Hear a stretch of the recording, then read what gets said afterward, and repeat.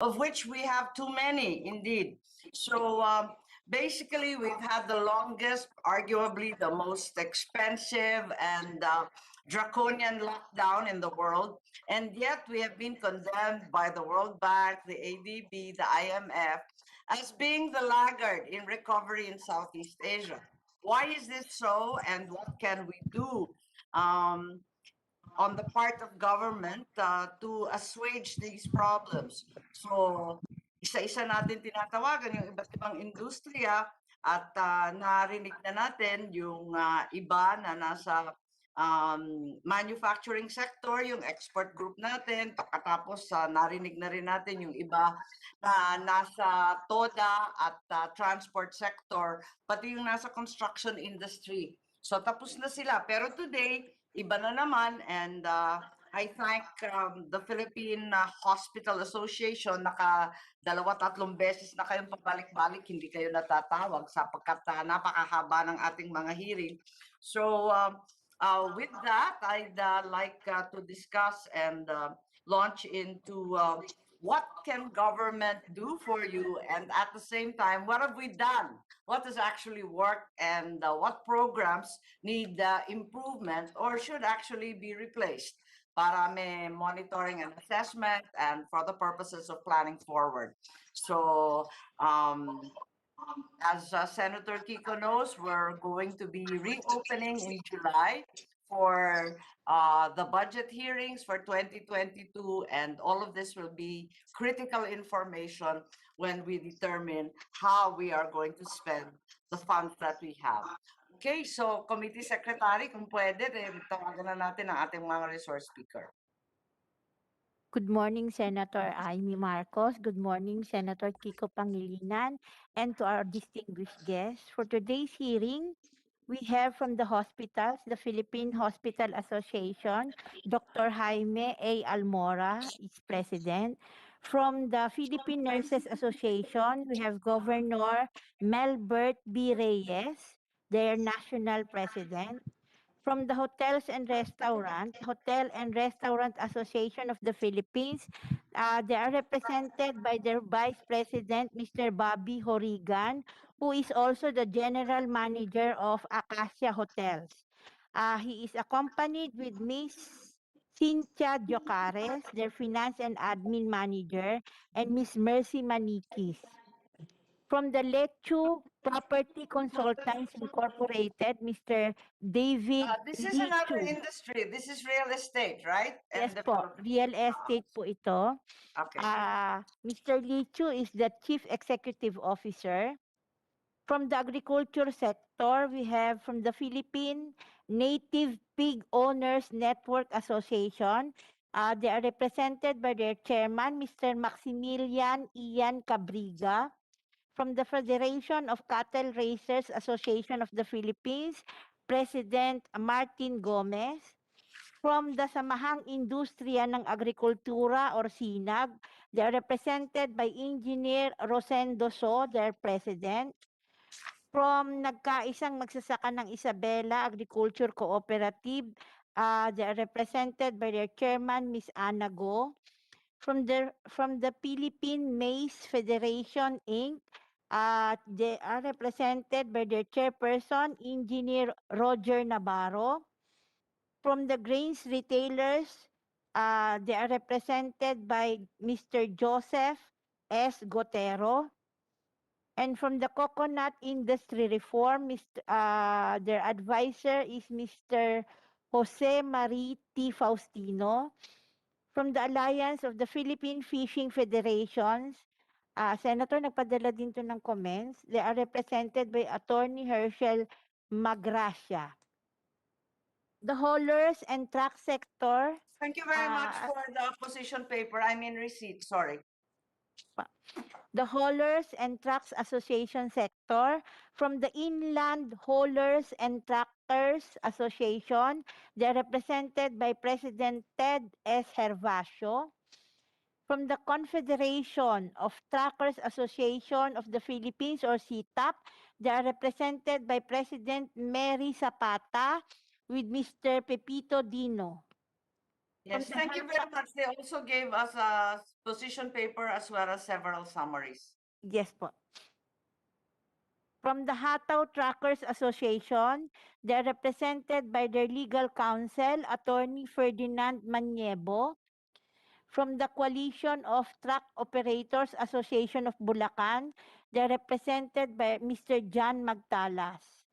From the shipping industry, the Magsaysay Shipping and Logistics, they are represented by Attorney Peter Aguilar, their Executive Director, and the Philippine Inter-Island Shipping Association. And Mr. Mark Mateo Parco, the President of the Philippine Liner Shipping Association. That's all, Senator. Yes, so I am to understand that the e-delivery services will be reserved for the new normal way forward, etc. Is that correct, Comsec? Yes po. Okay, so we stay with that. So nasa services muna tayo. Thank you very much. And without further ado, we call on Philippine Hospital Association, Dr. Almora, unless Senator Kiko would like to make a few comments. Okay na, yeah. We don't want to keep the doctors. We know how busy you all are.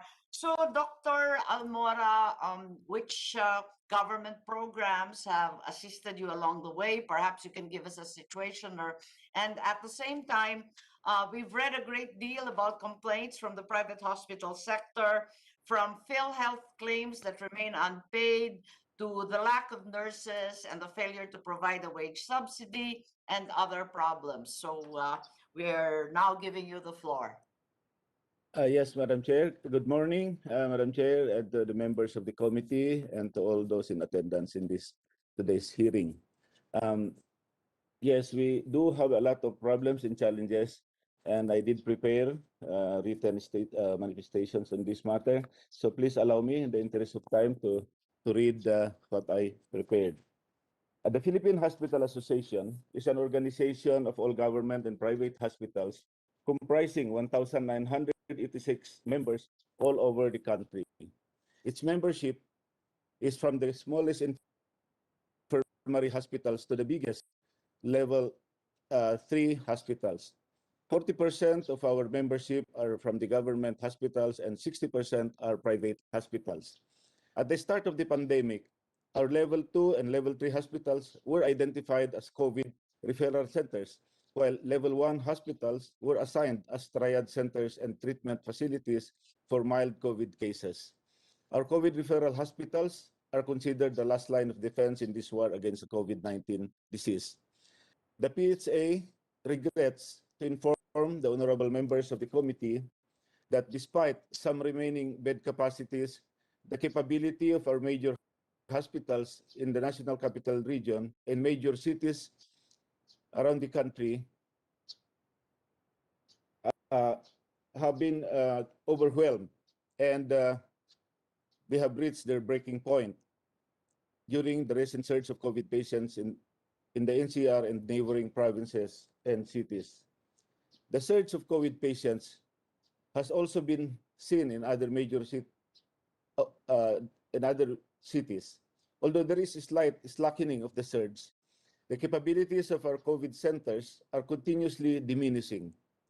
This is not due to lack of skills or dedication or stamina of its health workers, because they have been selflessly giving their best despite so many challenges for over a year now, but because of a confluence of several factors that came together at this stage to adversely affect our capabilities to respond to this crisis. Please allow me to present the problems and challenges facing the hospitals and to give a brief analysis and recommendation if appropriate. First, the unprecedented and massive surge of COVID cases. This is due to many reasons, such as more cases are being detected by the commonly available and fairly sensitive screening test using rapid antigen test, the opening up of travel restrictions during Christmas and thereafter, quarantine fatigue causing people to lower down their vigilance, change of mental attitude and perception of people to the COVID-19 disease because of proliferation of fake news and increasing acceptance thereof in the social media, leading to abandonment of social and physical distancing and wearing of PPE. and the sheer number of COVID cases is simply beyond the capability of existing manpower of the hospital. For this reason, Madam Chair, an extension of travel restriction would help keep the number of cases low. And also, of course, the continuous vaccination. Doctor, And if I may, the extension of travel restrictions, this is travel within NCR, or is this travel to the provinces? the problem is all over the country, Madam Chair, so this refers to all over the country. Yeah. But Okay. while meantime that we are waiting The for reason being that the government vaccination. has carved out all kinds of bubbles. So I was wondering if you were making reference to any of these bubbles. Yes, Madam Chair, including the bubble areas. Yes. And Okay. Proceed, Doctor. second is the lack of manpower, specifically the nursing services in the hospitals, especially the private hospitals, who only now have 30% to 50% of their usual nursing manpower. Why Please is allow it me so to. reduced, Doctor? Yes, Madam Was Chair, that a shortage from before, or the 30% is a new development? this is a confluence of so many factors starting the start of this millennium, Madam Chair. So let me just read I to you see the it. reasons for this. Yeah. Please allow me to briefly go back and review how we transformed from the largest producer and exporter of nurses in the world, with a glut of nurses willing to work in the hospitals without pay, if only to gain experience that That's would right. qualify them abroad, to a country struggling to fill up its own nursing requirement. We can start to recall the high demand of nurses as part of the demand cycle in the US during the latter part of the last millennium, extending to the first decade of this millennium. As much as 260 nursing schools sprang up to fill the demand. Students flocked to the nursing school, including doctors. That's right. We exported a lot. We exported a lot of our nurses and our doctor nurses. But on or about the year 2008, it became apparent that more than one half of the nursing schools were producing graduates that cannot pass the nursing licensure exam. The quality teachers in the nursing schools were also part of the migration, and so the quality of nurses graduates deteriorated. As a result, there was a gradual phase out of the poorly performing nursing schools as recommended by the Commission on Higher Education and the state auditors from 2008 to 2013. The demise of these schools was also hastened by the dwindling job opportunity abroad. Then in school year 2016-2017, there were no college freshmen because of the K-12 program. This was translated 4 years later to absence of nursing graduates.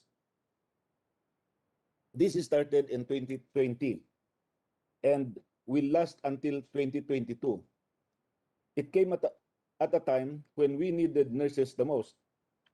But whatever nurses was left to serve the hospitals, the steep increase in the salaries of the uniformed services starting in 2018 created an exodus of nurses from the hospitals to the uniformed services. As much as 9,000 created an exodus, as much as 9,000 new policemen are now in the PNP. How many? This was How many, Doctor? Sorry, just confirming. 9,000.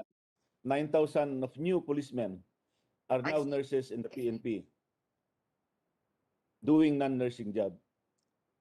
There was a bill to raise the salaries of nurses to 26,000 for entry level to solve this exodus of nurses, but was vetoed by President Noynoy Aquino because of objection from the DBM and the National Wages Productivity Board and the Philippine Hospital Association. This is for the reasons of lack of budget, huge salary distortion, and the unacceptable class legislation, and the expected tremendous increase in the cost of healthcare because the salaries of other hospital workers has to be increased as well to maintain peace in the workplace. This increase will have to be shouldered by the patients. Presently, it is only the salary of hospital personnel that are peso denominated. Everything else in the hospital, from medicines to supplies to reagents to equipments, are imported and dollar denominated. The price of these items in the hospital is the same anywhere in the world. Or peso earning Filipinos, as it is, has already much difficulty buying the dollar denominated items. If we raise the nursing salary to an amount near the dollar salary of nurses abroad, it will be a load 50 times the earning capacity of our ordinary patients. At this time, when the buying power of the ordinary Filipino has also gone down, healthcare will become inaccessible, contrary to the aims and purposes of the Universal Healthcare Law. The massive demand by DOH of nurses to man the COVID tracing and monitoring efforts has been sourced out from the private hospitals. Whatever remains is further decimated by the growing number of nurses being admitted in the isolation rooms and COVID facilities of their hospitals because more and more nurses are infected by the virus. Meantime, foreign countries have again started aggressive recruitment of nurses, which is the other major reasons that we are having this healthcare manpower crisis. At this very critical moment, we appeal for reinforcement from the agencies of government employing nurses doing non-nursing jobs to lend their nurses to the hospitals before the last defenses of this war. Your hospitals will be totally overrun. In addition, a program to increase the number of nursing schools and student enrollees in nursing colleges is hereby requested, if only to assure supply of nurses in the coming years, because we project that the graduates that are expected in 2022 will not happen because they have also there's a 1 year, more than a year now that they're not going to school. So that would be moved to 2023. And beyond that, we expect that more and more nurses will still be migrating, and we will still, the lack of manpower of nurses will go on way beyond 2023.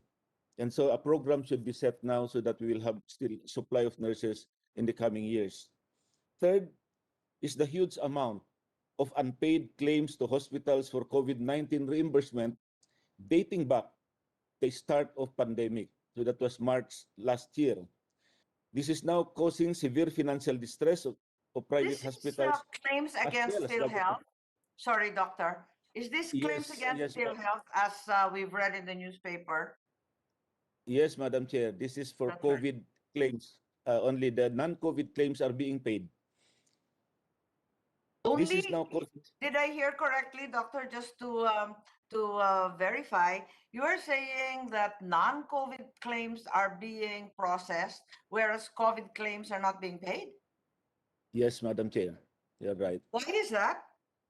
Yeah, yes, Madam Chair. Why is that? What is the reason given for non-COVID claims being prioritized over COVID claims? That is the biggest problem because we are not given a reason why. This is now causing severe financial distress of private hospitals as well as the government hospitals. So this is what is not being paid are for private and government hospitals. The big hospitals have tens and hundreds of millions of Yes, collectibles from PhilHealth. sorry. This is a non, this payment, I think, also has been the case with the government hospitals such as the Philippine Heart Center and so on. Is that correct, doctor? All government hospital, Madam Chair. All government hospitals. Yes, and private hospital and all over the country, Madam Chair. And since March 2020. Given that your non-COVID patients have dwindled, what are you working on? What is your operating financing at this point? Yes, that adds that aggravates the problem, Madam Chair, because the decrease in the number of non-COVID cases to as much as 50 to 70% decrease. Yes, There I was see that in my 70% local decrease since the start. hospitals. Yes. So there is already a decrease in the income of the hospitals from the non-COVID, and they are treating COVID cases that are not being paid. So it is a compounded problem, Madam Chair. Madam Chair?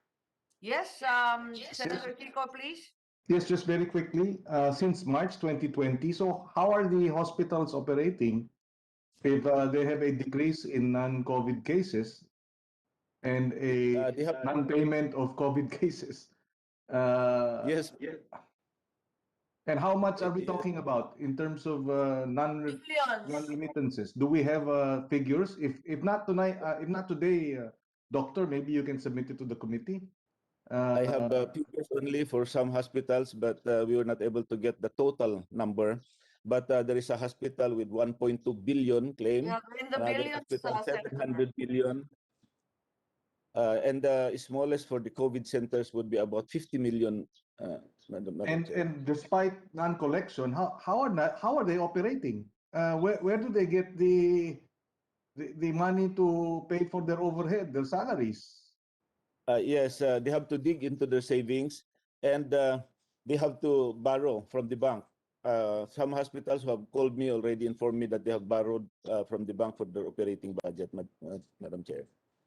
This is well, this is Are you unacceptable. able to avail of any preferential loans, or are just borrowing from your own private bankers? Sorry, Senator Uh, Kiko. No, yes, Yeah. yes, that's Yeah, maybe they have to somehow sort out from other assets that they have and also from the bank. But remember, Madam Chair and Senator Pangilinan, that if the hospitals are not paid, the doctor's component, the professional component is not also paid. So here are doctors working for the COVID patients, but they are not being paid. Except for those hospitals that accept co-payment. Uh, they accept co-payment from the chair, and it is from the co-payment that they get their professional fee, and also for a little of the hospital. For what is co-payment? Sorry for my ignorance. Co-payment is the amount paid in excess of the PhilHealth benefit package, Madam see. Chair. So yes. for mild cases, we have PhilHealth is going to pay 43,000. For Yes, moderate that's right. cases, 73,000. Yeah, and for severe, 730 and 333, and for critical, 786. But studies show that a patient admitted in a COVID ward or isolation room would spend about 28,000 to 30,000 a day, because this is a special care facility with PPEs for at least three teams who work alternately and who are receiving salary even while they are under quarantine after their duty. So a lot of other important infection prevention control of the hospital that is being made to increase the cost of the management of COVID. I'm sorry, Doctor, and the PhilHealth has not given any explanation as to why they are not releasing the funds. That's right, Mr. Chair, Senator. Is this acceptable to you? It's not, but you see, the hospital has been stymied, or they have learned. Yes, I understand. Obviously, it's not acceptable to you, but and neither is it acceptable to this committee. And perhaps we should do something, Madam Chair. Perhaps We can call for the PhilHealth. We have a couple of hearings still on the hard hit industries, and as it goes, the list becomes longer, and the government issues keep arising. So definitely, let's call PhilHealth for an explanation, po. That's right, because Thank you, Senator. at this point, parang wala kaming pakialam sa inyo, magtiis kayo ang dating sa atin dito dahil you are the frontliners, and yet this is how you're treated by government in terms of government support, in terms of funding. This is totally unacceptable, Doctor, and we must look into this and get results. May 2020 pa. March 2020. It's already May 2021. 14, Yes, 14 months. You are being asked to feed the multitudes with 5 loaves of bread and 2 fish. This is completely unacceptable, and we hope and we intend yes. to kakalampagin natin yung PhilHealth para hanapan ng solusyon. Senator Kiko, tulungan ninyo kami. Tapos, maybe, Doctor, as requested by Senator Pangilinan, kahit hindi complete listing ng mga utang ng PhilHealth, just to give us an idea, kahit anecdotal, kung anong meron kayo, please pass it on to the committee so I can share it with the rest of the senators. Thank you, Senator, Yes. Madam Chair. Thank you, Doctor. Doc, Thank you. Doc, you said, the government nurses who are performing non-nursing jobs, and I understand that I think 60 plus PNP have already gone to the hospitals, but there are others in schools and government offices, you rightfully point out. Secondly, you said a program to increase schools and enrollees. And thirdly, ito nga ang collection sa sa PhilHealth na pagkalaki-laki. Are there further recommendations, please? Yes po. There is I have to make some qualification on the unpaid claims. We wrote the President and CEO, Attorney Giran of PhilHealth, last March 28th, and we did have a meeting last April 5, for which Attorney Giran was sympathetic and accommodating, and he promised that they are going to pay. On April 8, 3 days after our meeting, they came up with PhilHealth Circular 2020-004, creating the debit credit payment mechanism for the NCR and bubble cities like Batangas, Laguna, Bulacan, and Pampanga, for partial payment of 60% of the in-process claims. However, the private hospitals in this area are made to apply for this debit credit payment mechanism, which is almost like the IRM, the demonized IRM, I would say. But the IRM is an advance payment. This time, it is considered a partial payment for reconciliation. However, the hospitals were surprised why they have to apply and why they have to sign an undertaking. It is like a borrower who cannot pay and asking the one who lent him the money that he will be the one to do an undertaking. So it is a reverse. Ikaw ang may utang, ikaw ang Yun nga po. pipirma. Yun nga po. Kaya yung maraming hospital, nagulat sila. So hindi sila nag-apply. So we had another meeting. In-explain naman nila, never mind the undertaking, just apply. Forget the wordings, say. Pero so somehow may pakunti naman. So in the NCR, may mga hospitals who applied and who received some amount which they consider small. And the problem is Umabot ba nung 60% na sinasabi, Doc? 60% is dependent on how much they would consider 60%, the in-process claims. So we have no reason to doubt the intention of the PCO. We know that he is sincere and would like to really accommodate a request. However, the payment is made in the regional offices. And apparently, it's the regional offices that is withholding the payment for some reason that we don't understand. But of course, some of the reason probably is because the COVID case is a new disease. There is no clinical pathway guideline, or there is no standard of care to be followed, because it is an evolving process. The diagnosis and the treatment. Yes, Doctor, but having said that, I went through the debates long ago over the inclusion of pneumonia. And I recall that DOH argued that pneumonia should not be included, when in fact that could have covered COVID. Yes, and the one that is being used Ayaw now, nila talaga i-include noon eh.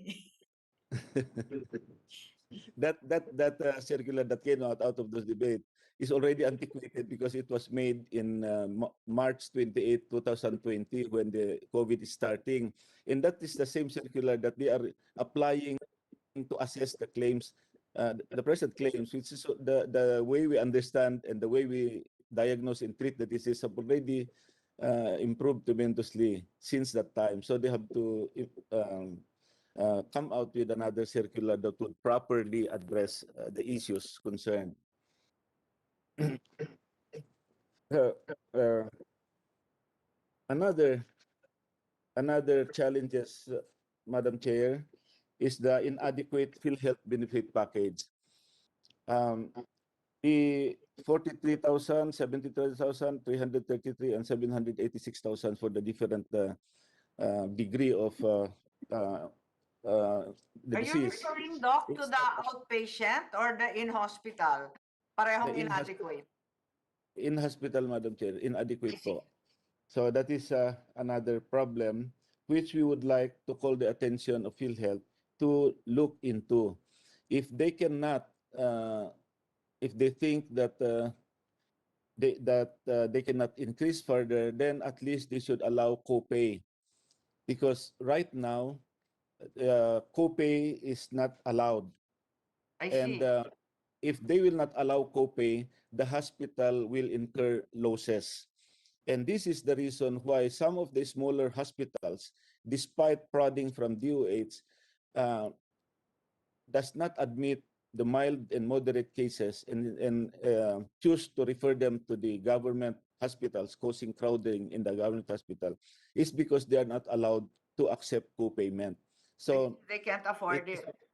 it's a matter of dumb if you do and dumb if you don't. So if they accept and does not charge copay, they will lose. If they will charge copay, they are in violation of PhilHealth policy, and therefore they are subject to losing their accreditation. Okay, so Have you uh, made any representation to DOH in all of this? After all, they also sit on the PhilHealth board. yes, I have made some verbal request for a possible meeting between DOH, PhilHealth, and the Philippine Hospital Association, but I was waiting for a word, and we are actually have actually come up with a letter, but I have not sent the letter yet. Doctor, We are you need to saying have a that dialogue. the DOH has not met with the association since the beginning of the pandemic? We were included only in some of the committee meetings, Madam Chair, but on the some of the policy making regarding this COVID, we are not involved, Madam Chair. We are not a member of the IATF. We are not a member of um, uh, the decision-making body with regards policies for uh, healthcare. But we are part of the uh, price negotiating board for the implementation of the universal healthcare law. Yes, We are part of the Health Facilities Oversight Board, which is the of body that course. hears complaints against hospitals, but not in the policy-making body for COVID cases. And COVID. despite what Senator Pangilinan said, that you are in fact the real frontliners. Yes, Madam Chair.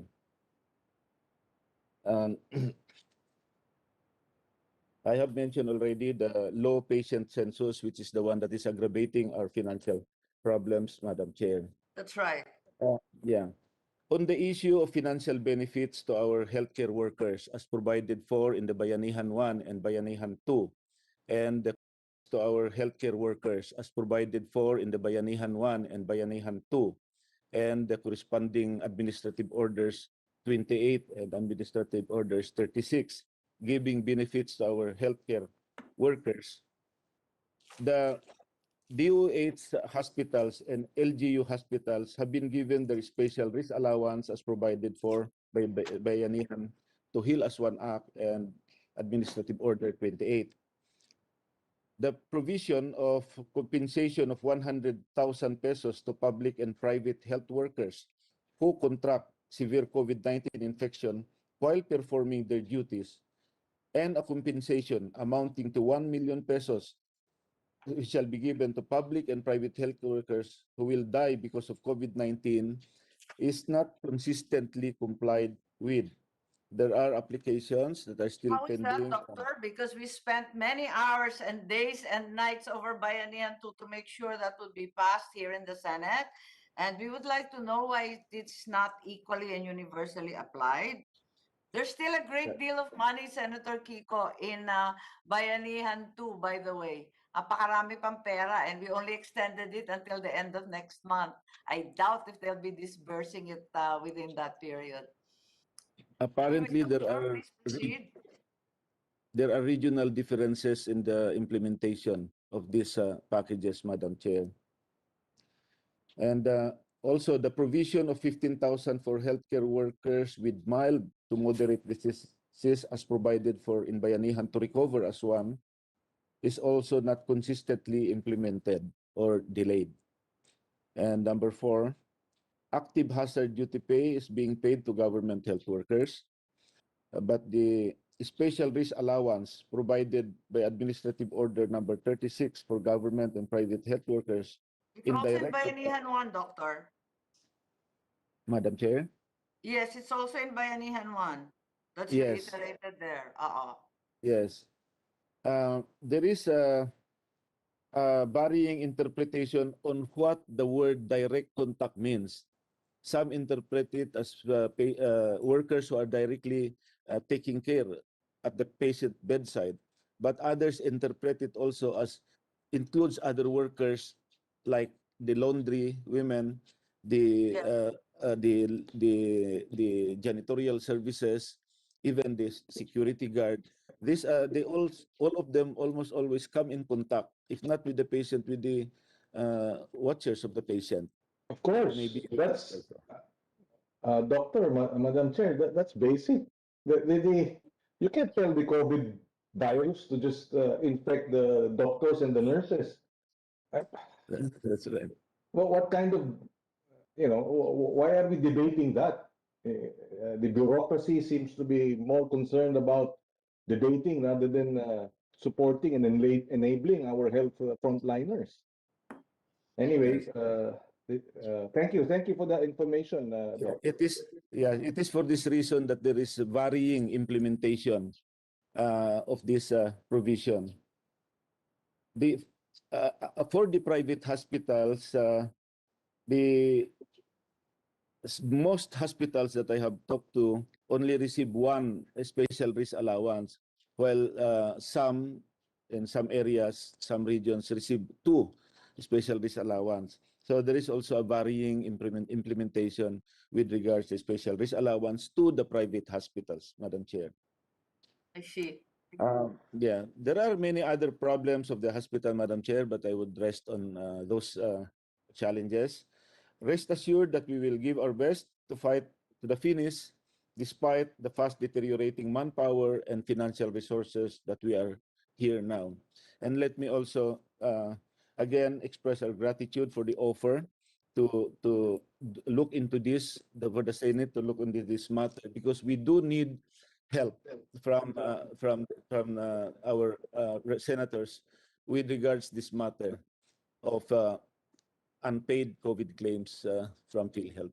Thank you very much, Madam Chair. Madam Chair. Yes, Madam Chair. thank you. I just had a quick question, doctor, before I let you go.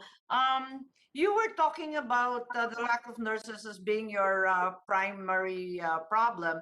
Makakatulong ba yung wage subsidy? Are there actually nurses that you can pay around, or talagang kulang everywhere? I think it's just really lack of nurses, Madam Chair. Yung body There's an count ang absolute lack of nurses, not just the lack of wages or capacity to pay. Talagang lack. lack of nurses. Ang migration natin malaki, Madam Chair. They're still continuing. At nung isang araw, hinayaan na naman. Senator Kiko, please. Yes, there was a news report on the return of 4,000 plus Filipino nurses from overseas jobs. I think this was last week or a few days ago. More than 4,000 Filipino nurses who lost their jobs because of the pandemic will soon return. In other words, they would rather go abroad. They lost their jobs. They came home, perhaps a number of them, and now they're going to go back. So that That's right, precisely, Senator Kiko. That's the reality.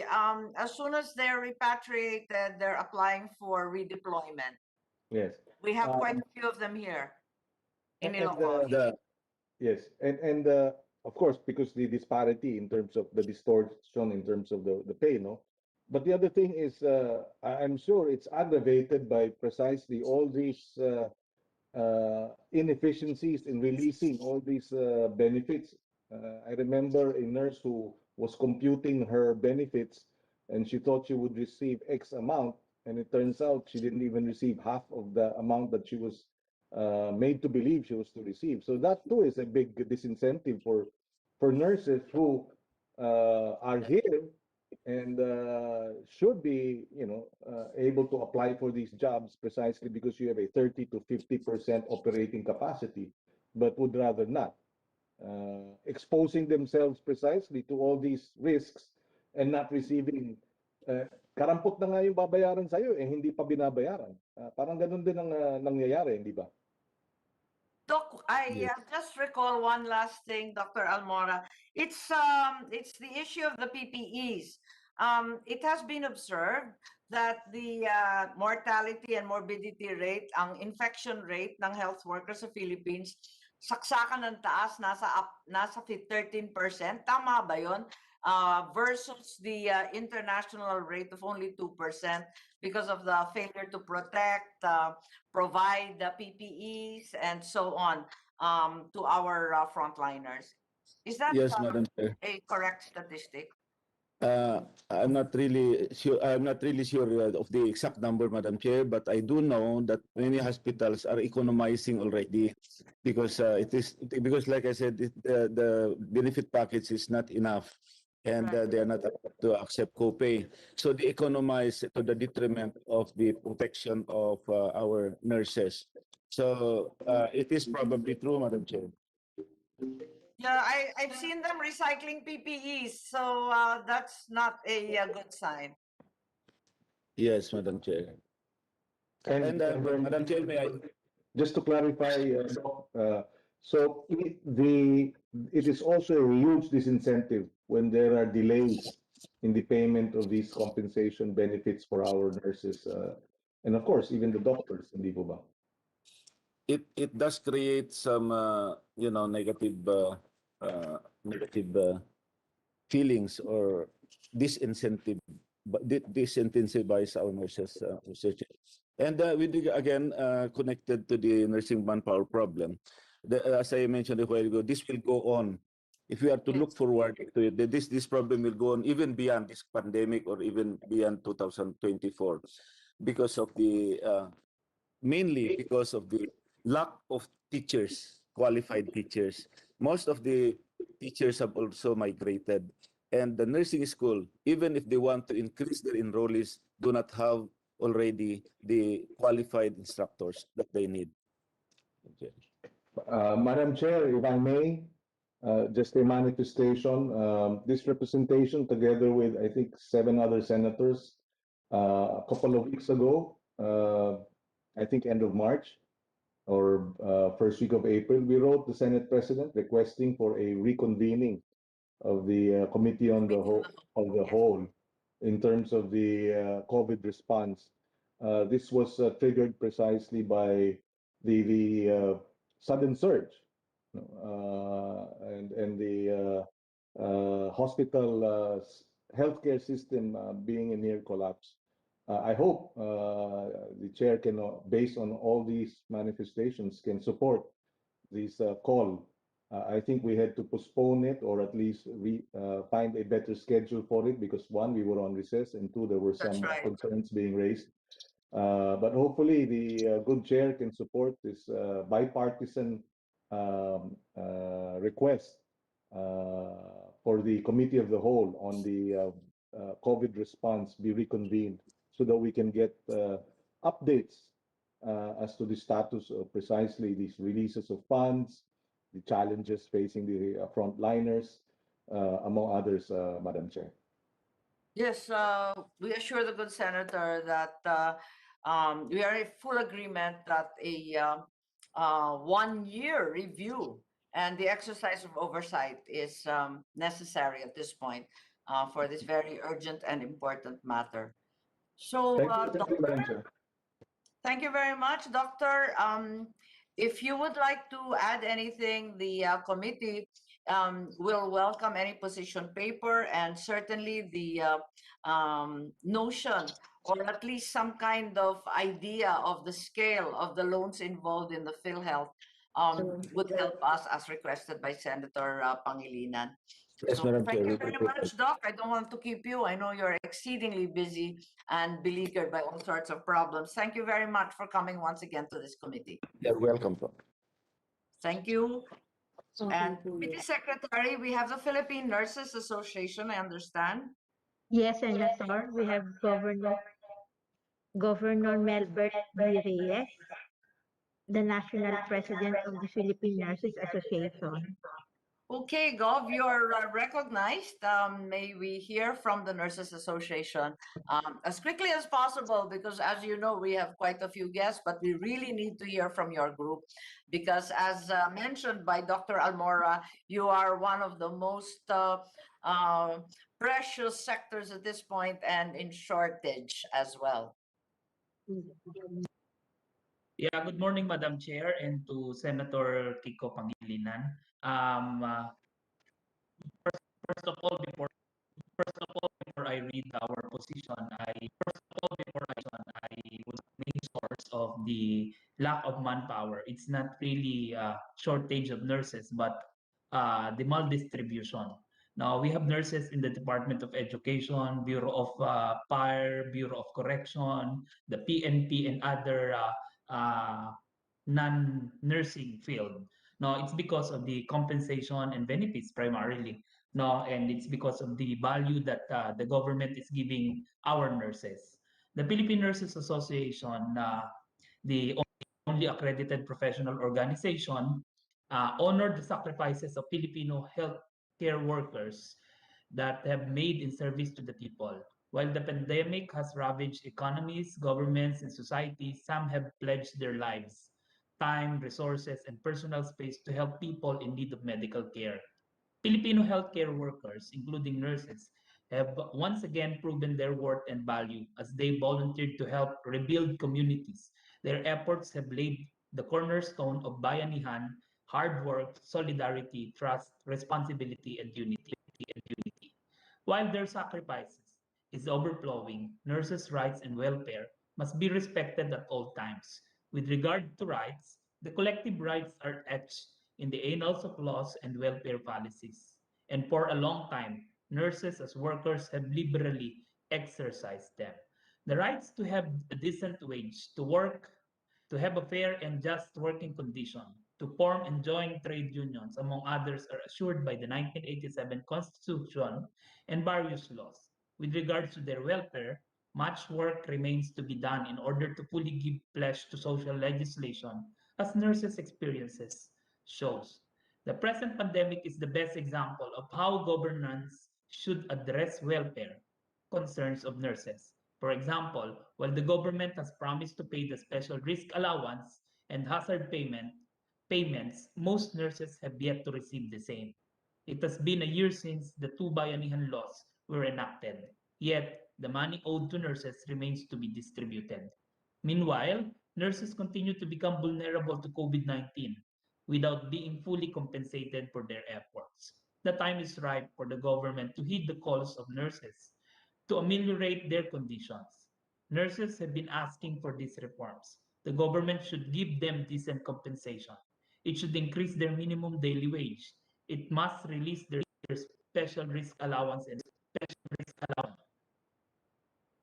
Finally, it must end contractualization and job orders, mandatory overtime, and all forms of unfair labor practices. Give them a positive working environment. Thus, respect for nurses' collective right is all about social justice.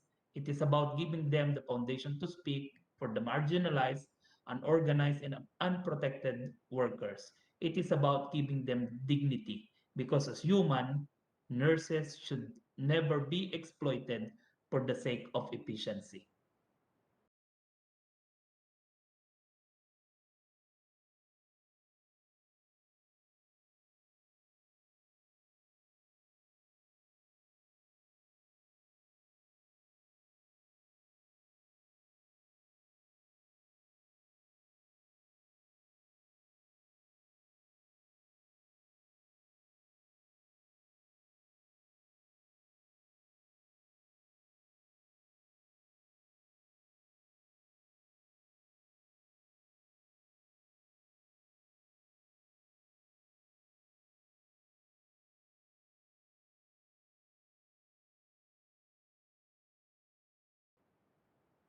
For the issues of lack of manpower,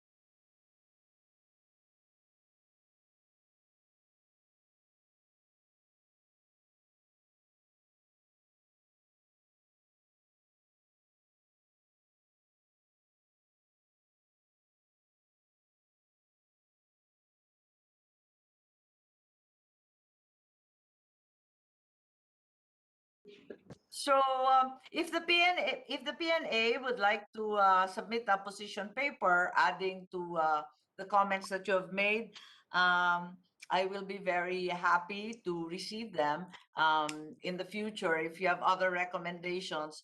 Pero talagang nakakasama ang loob yung pagsabi mo ng kulang ng respeto, ng dignidad, ng honor. Talagang nakakapagpagdamdamin po. yes po.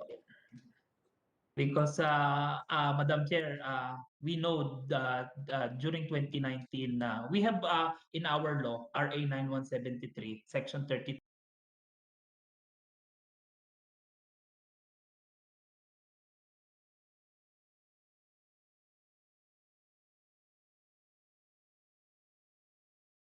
that provides nurses to have salary grade 15 as their entry level. No, That's but right. then it was not given. The law was passed 2002 until 2019 when a certiorari and mandamus filed to the Supreme Court and the Supreme Court favored the salary grade 15. No, so but then until now there is a problem with the implementation because of the DBM Circular 2020-4 that creates um, uh, a demeaning reclassification of position of nurses, wherein nurse 2 becomes nurse 1, a demotion of position. So parang yung value, it shows how the government value nurses, no? So yun po yung problem namin dito. And Ako, with the Senator PA, Kiko, i-overturn na natin yung DBM na yan. I agree, I yes, agree. Nakakapikon circular. at this time of pandemic, our nurses working for the Filipino people are experiencing demotion because of the DBM Circular 2020-4. No, with the what the good doctor said, uh,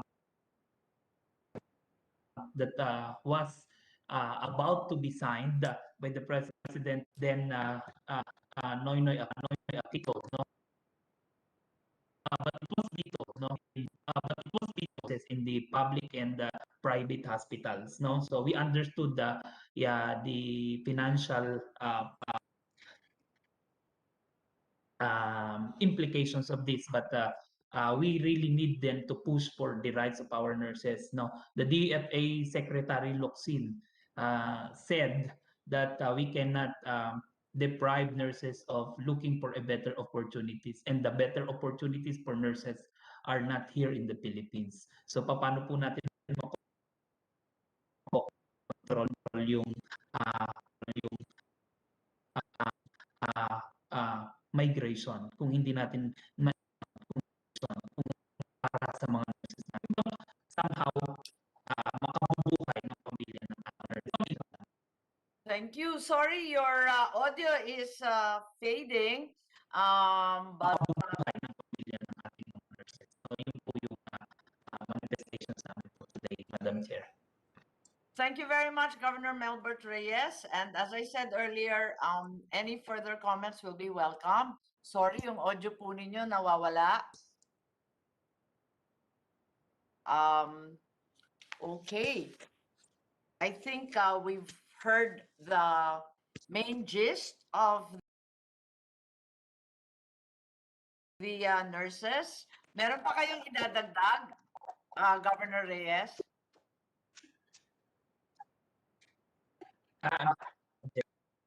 Medyo hirap kami sa audio mo eh.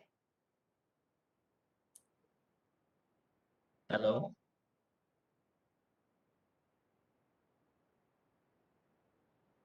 Okay. I'm sorry, Madam Chair. Yes, there we are. Yeah. Okay.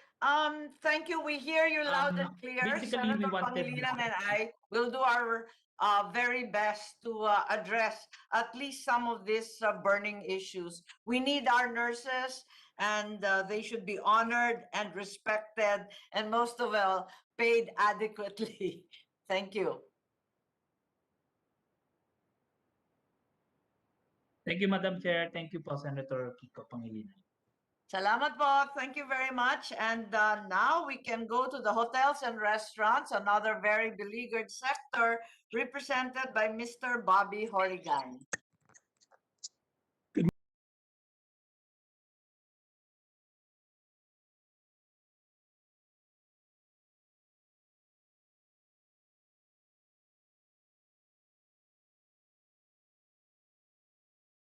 Morning, Madam Chair, Senator Pangilinan, distinguished guests. I don't have a position paper right now. Do you However, have a video? Sorry, do you have video or wala kayong video ngayon? Di ko po kayo nakikita eh. there, Madam Ayun, Chair. ayun, okay. Madam Chair. Okay. There we go.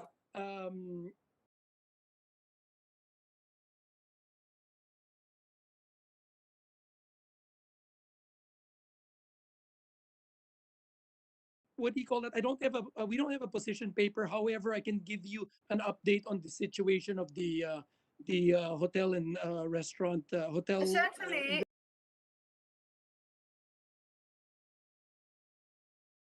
resort essentially, industry. we're aware that some of the hotels managed to make some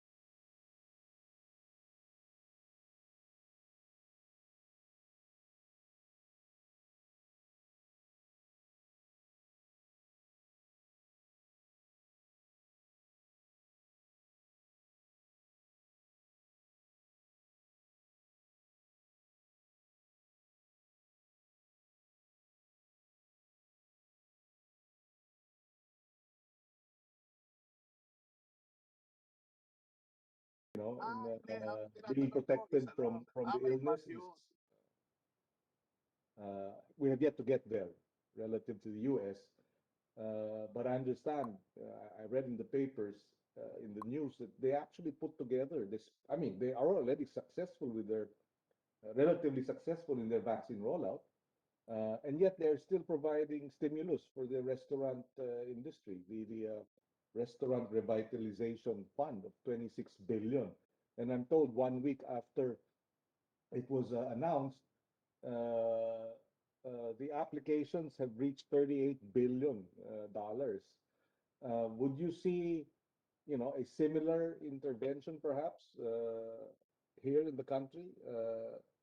And would that be something that your sector, the hotel and restaurant sector, would be willing to support?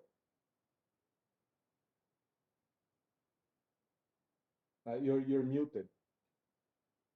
I mean, Pangilinan, my I point, yeah, understand. yes, just to complete it, my point Okay. being, here you have the United States, relatively very successful in their rollout.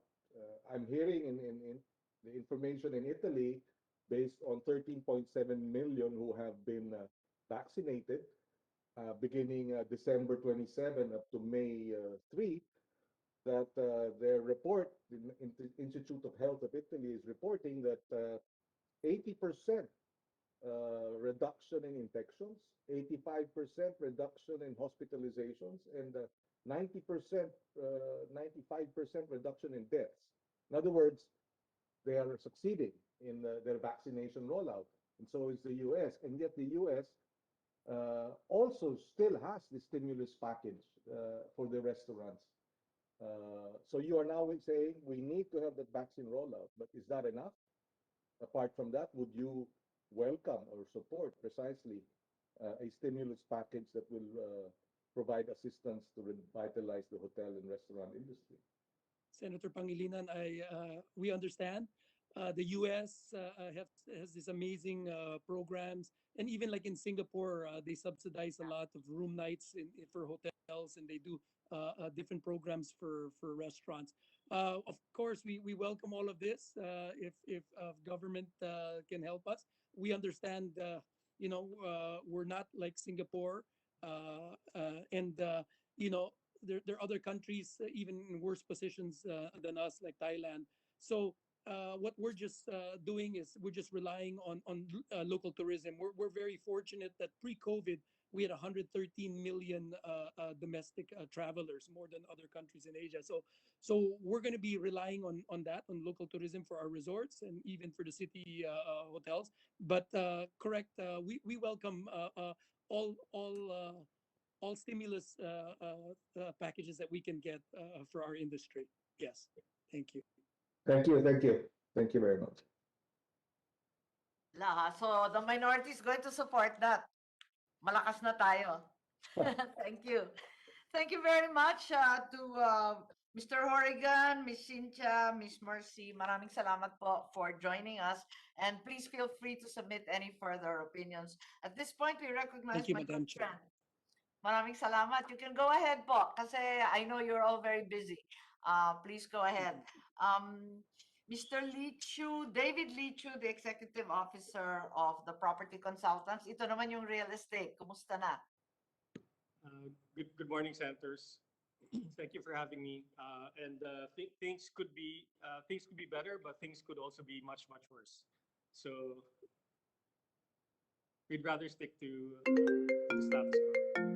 Yes, thank you very much. We're quite concerned about what appears to be a decline in the real estate sector. We had the construction sector, the last hearing, and we'd like to understand the ramifications in the rise in prices, the challenges to the supply chain, and so on that have occurred in that sector that definitely impinge directly on your sector. We also are aware of an early exodus of the POGO operators, a prime rental market, and would like to be updated in that regard. Thank you. Please proceed. Thank you, ma'am. I have a couple of slides that we just want to show you in this very short time that we have. Are the slides? Sure. Committee Secretary, are we able to slide share?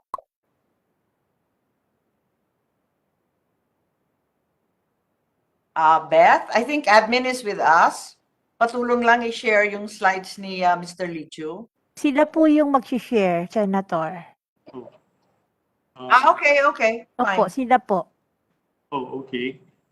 Pero yung admin nasa iyo, Day. Ano ba? Paano ba Well, anyway, ma'am, for the interest of time and because the slides can follow, but we just want to highlight that there's been a big decline in demand for the office sector and the property sector, coming from two industries, mainly the BPO companies and the POGO sector, and they continue to shed space, although they're doing it at a much slower pace. Not all is bad, because even though transaction volumes of new leases is down by 70 to 75%, we still have 30-35% of new leases happening in 2020, happening in 2021. So that's the good news, and not all is lost, because even with this lower number, we are still one of the highest. We're still one of the highest markets in the world as far as new leasing is concerned, and we have to thank the BPO sector for that, which is a big chunk of the demand driver. And the big Yes, question is, David, that's what I was going to ask you about, the DanSafe and the group of Ray Untal and the BPOs were here, and they had quite an optimistic picture moving forward because of the cost cutting elsewhere in the world. The BPO employment numbers would ratchet up. So while the POGO is diminishing, it appears that BPO is growing. Why did you say that there was a big decline in that area? Was that only 2020 or? it's a difference between 2019 numbers and 2020-2021 numbers. Okay. So they're growing at a significantly slower pace. Is probably the best way we can put it. I see. And so a lot of that, what can facilitate and stimulate their growth here in the Philippines is to just make things easier for them to do business here. And one of the things that we've been concerned with is the amount of PEZA space that is available throughout the country. And we have to make the government appreciate that. The amount of what space? Sorry? The amount of PEZA space I being see. granted has been fairly limited. And we would encourage the government to approve more PEZA spaces, including the ones in Manila, because, That's right.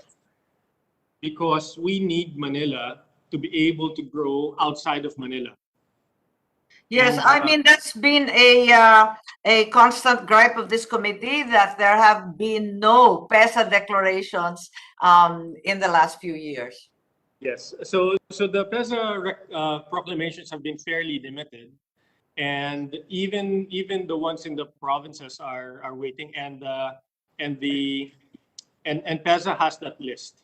So I won't belabor that, but I think it's important for the government to appreciate that in order for the BPO companies to continue to grow. Ako, Senator Kiko, yung PESA space na yan, executive, hindi natin kaya. Yung special eco zones, parating tinututulan ng DOF at NEDA kasi tax losses. Pero di natin kaya eh. Puro executive declaration yan eh. That's right. Well, we know how it happens there. Yes, and so I guess whatever little help that the industry can get in terms of getting more PEZA accreditations would be fantastic. That's right. At least under the CREATE regime, we were able to insert some changes. So hopefully there are some incentives that will be relevant. Yes, ma'am, and we're very appreciative of that. The second matter, which I think will go a long way, will be lifting the density restrictions So across all sectors, whether it's restaurants or hotels or office space, if we can increase the densities now, for example, Are these COVID restrictions or in general? I guess COVID restrictions, COVID-related restrictions. For I see. example, in the hardest of lockdowns, we only allowed 30% of the Yes. workforce to be in the office, and now I think it's about 50%. And I think we can afford to relax that a bit because that will probably be the best compromise to save many more jobs. The BPOs need to go back to the office, and more have to go back to the office. If more go back to the office, then many jobs will be able to be saved, like the restaurant That's right. business, the logistics business, and transport. And the Yes, other I thing, think the BPOP made the same plea in a previous hearing that the BPOs cannot all work from home, and they've learned the limits of that as well. now another plea of the BPO sector is that currently they are allowed to do 30% work from home. And Yes, of the 30%, they continue to enjoy tax incentives up to September. And after September, I think that policy is going to be under review. And yes, they are pleading that to a extend. combination, yes, to indefinitely extend it because a combination of work from home and live office will probably give the Philippines the best advantages against competition around the world. And it will just facilitate the BPO sector to grow with more options of operating here. And then, of course, a lot of the sentiment will improve once we have meaningful vaccinations in place. But Yes. this slide right now on the screen that we're showing is the amount of demand that has come down, and the demand actually is being saved right now by the BPO sector because the POGO sector has totally disappeared in the last 15 months. You said totally disappeared? Is Well, that in correct? terms of new leases. So I they have see. not drawn up any new space. They have stopped growing. And in the last 15 months, the POGO sector has contracted by 20 to 25% of their footprint in terms of office and residential take-up. And therefore, it's been a big impact also to tourism and to retail and the shopping malls and general economic activity. And thankfully, the BPO industry continues to grow, even though at a slower pace. Now, if we can go to the second slide.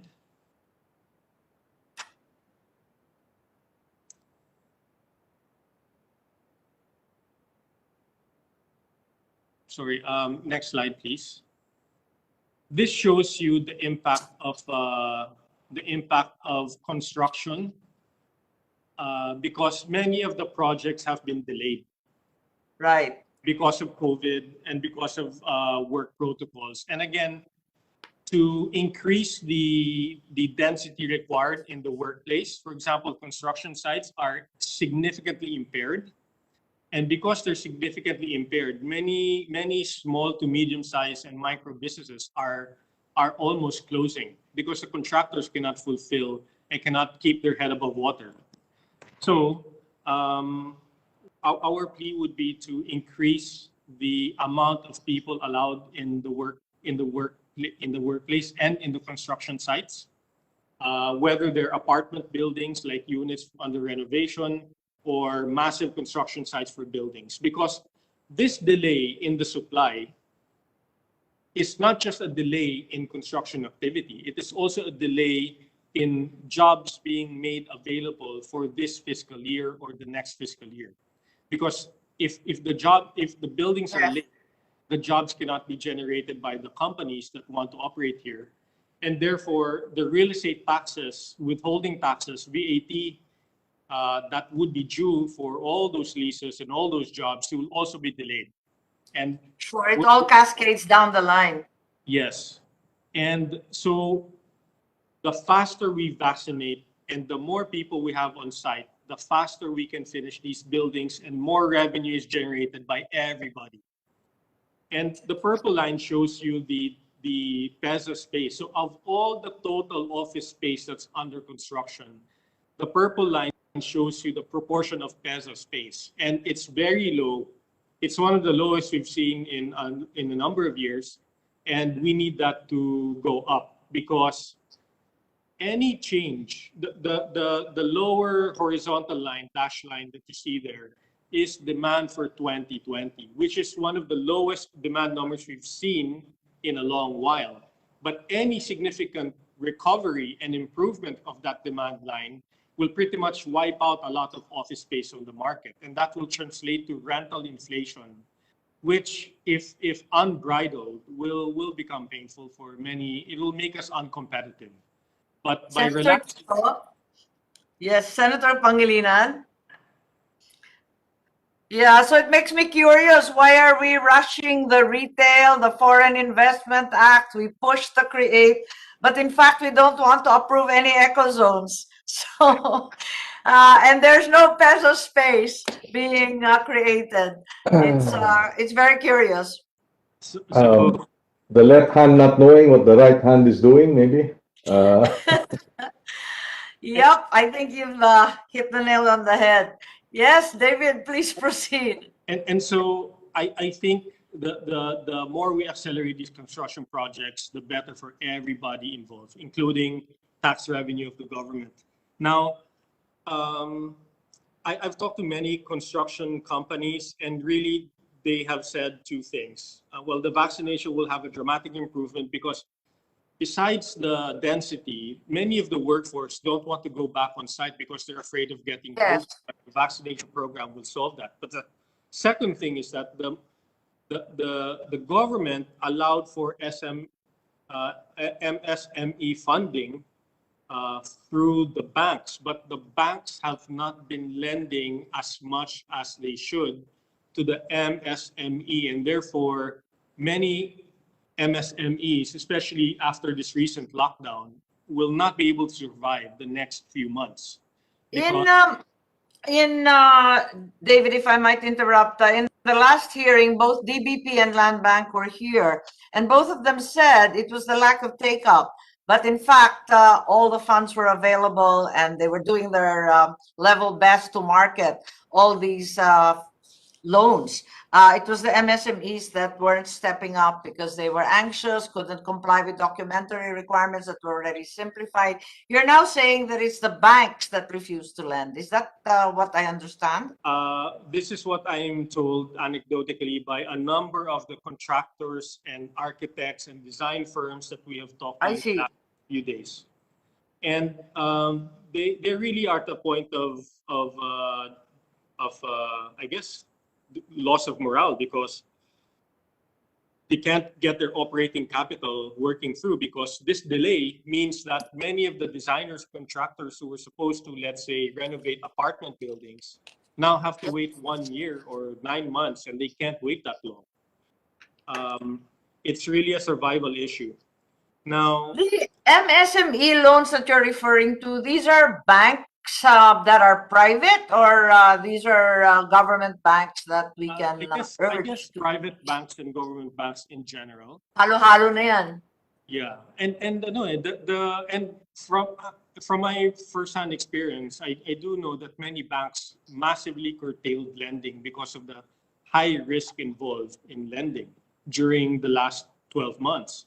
However, it goes against the spirit of the government's providing funding to the banks and policies to protect MSME if they cannot release funds to the market. And I'm sure there's a story behind that. It's not as simple as how each side is portraying it. And I would encourage that we go look into it to see what the hurdles are to release funding, because many companies that are in the construction industry are small and micro-sized companies, and they're not going to survive the next 3 to 4 months. That's correct. A lot of them are just family operations that are specialized. So I'm a little bit confused. Perhaps the banking sector, we need to invite them and, as you say, investigate farther and deeper as to the reasons, because the bankers are, I suppose, bankers because they are by nature risk averse. But in this pandemic, it's important that we push loans out the window as quickly as we can.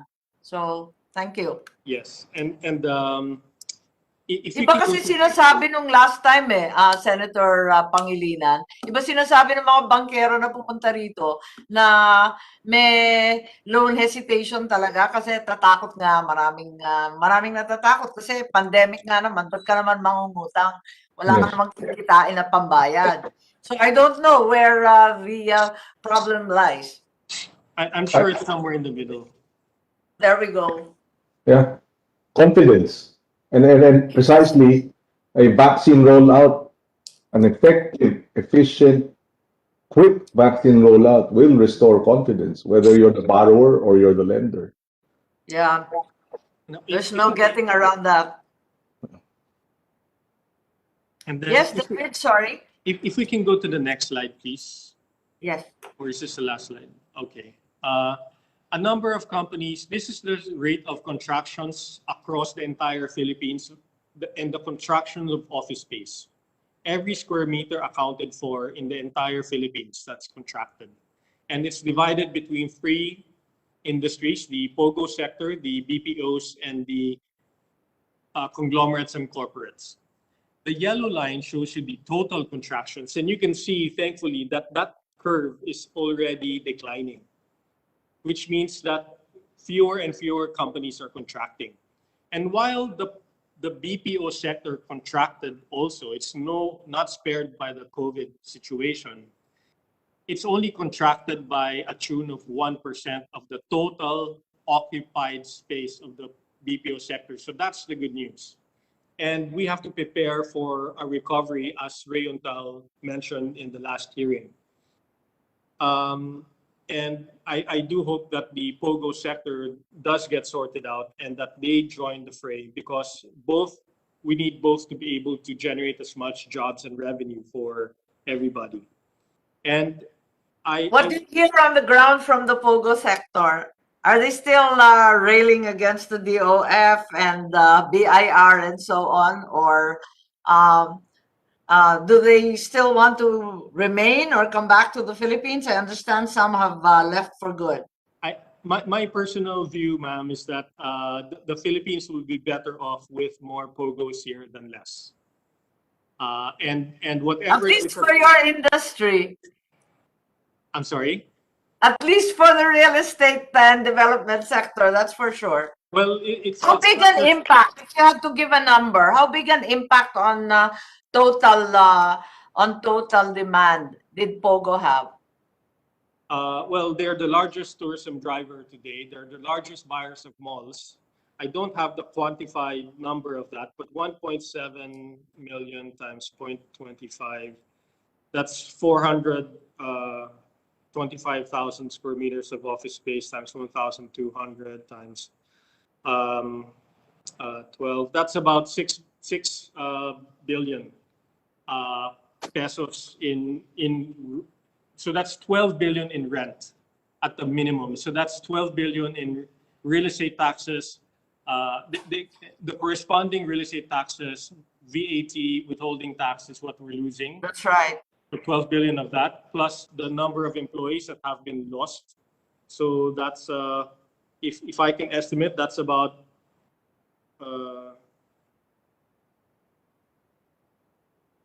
so that's about 100,000 employees. Some of them local, some of them foreign, who have lost their jobs in the Philippines, which means they're not renting apartments, they're not buying goods in the mall, etc., etc. The 12 billion in rent is what fraction of the total office space? That would be about 20% of the office space. As big as 20%, because I remember the previous calculations were only 10% or so. They've contracted about 20% of their footprint, about Yeah, about 20% of their footprint, ma'am. But this is 20% of their footprint in contraction, 20% also of total office space. Is that correct? Yes, yes, ma'am. So of the total industry occupies 1.7 million square meters of office space and 2 million square meters of residential space. I see. And they've given up 20% of those numbers. Oh boy, that's a lot. Yes, it is. And yeah.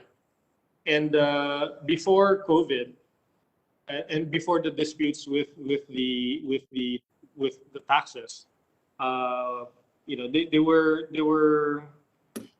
going to grow meaningfully and continue to grow meaningfully. But then I guess that's another discussion altogether. But the whole point here is that with this slide is that the contraction seems to be slowing down, and that's a good thing. That's right. And again, increasing the density allowed to work in office space, in construction sites, in restaurants will go a long way in terms of increasing this recovery. Now, there are last two things that I would like to highlight, and one is that we anticipate a very big boom in the tourism sector. We meaning our company. We think that within 10 years, the tourism industry will be the biggest industry of the Philippines, bigger than overseas remittances, bigger than the BPO sector. And one of the things that curtail it consistently is that many properties are untitled. And many properties, because they're in far-flung provinces that nobody cared about for many years, I guess That's right. the titling is limited, and therefore the owners who want to sell cannot sell it to just anybody. They can only sell it to people who are brave enough to buy tax deck properties. And then it's very hard to fund because the owners who want to build hotels cannot build on it because the banks won't lend on tax decks. And there are other issues like consistently there are zoning restrictions Yes. that are outdated in resort areas. And if we can facilitate the titling process, then Yes. it will accelerate the buildup of malls and hotels all across the countryside. And that will be exciting because we've built a lot of roads, especially in North Luzon. We've built a lot That's of right. airports in the Visayas, and Clark is opening. And that is the last piece in the puzzle for tourism. And that's why I'm very optimistic about how tourism will play in the next 10 years. But we have to facilitate the creation of hotels and similar destinations for Philippines. And Yes, that's a useful reminder, David, because we are working on simplifying title and also reviewing government properties, given that beachfronts are obviously Republic of the Philippines owned, as well as many mountainsides that are actually of interest to the tourism sector.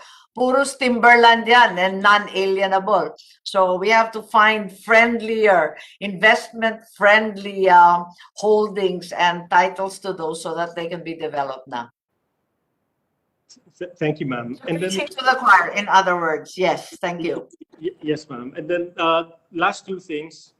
One is that we have to prepare and brace ourselves for the next problem, which is global inflation. Across almost every product has increased in cost everywhere around the world. For example, Bloomberg 2 days ago came up with an article. One of the things that what they've highlighted is palm oil, which is one of the basic cooking oils used by people, has gone up 135% in the last 12 months.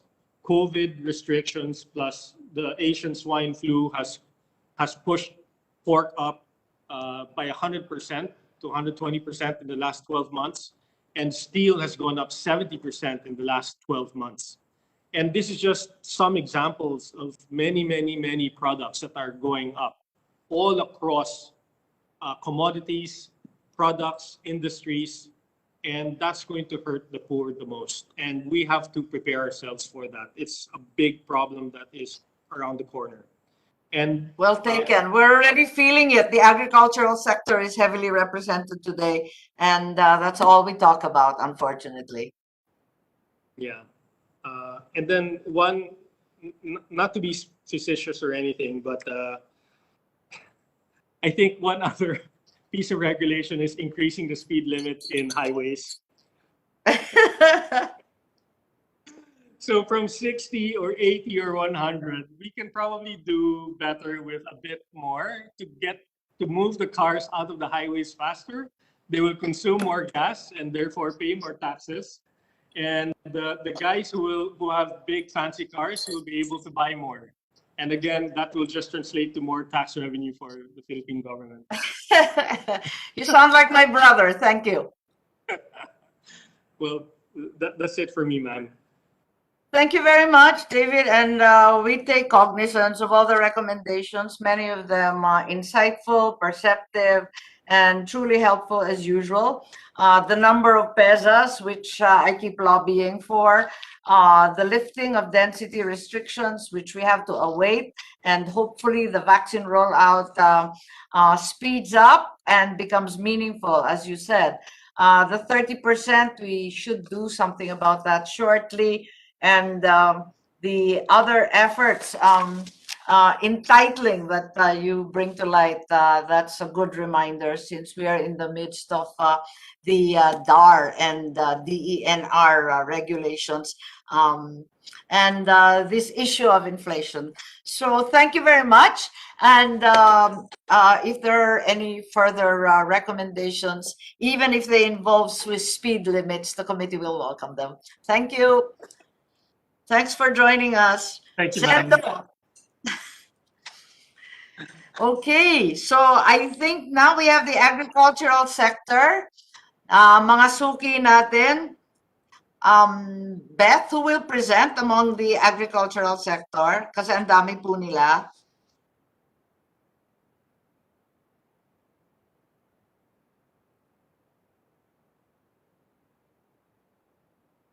Who shall we call in the agricultural sector? Narito si Ana Go. I think we've not heard her before.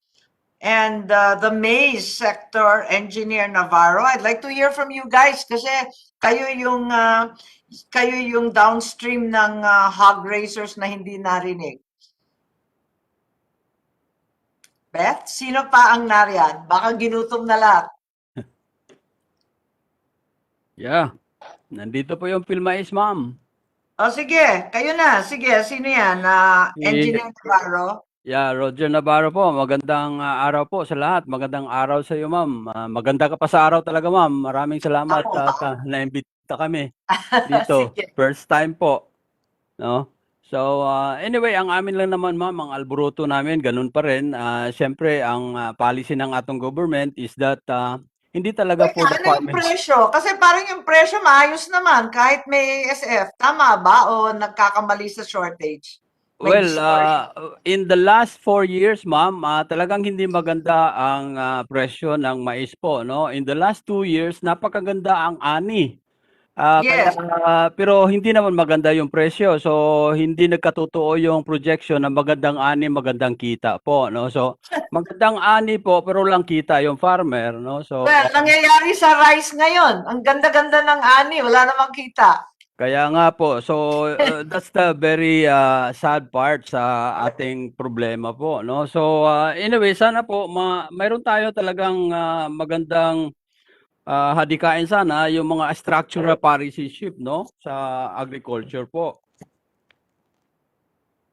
With regard to maize, anong magagawa natin sa pamahalaan? Kasi worried nga kami dahil nga dito sa problema sa baboy kung ano yung impact sa inyo.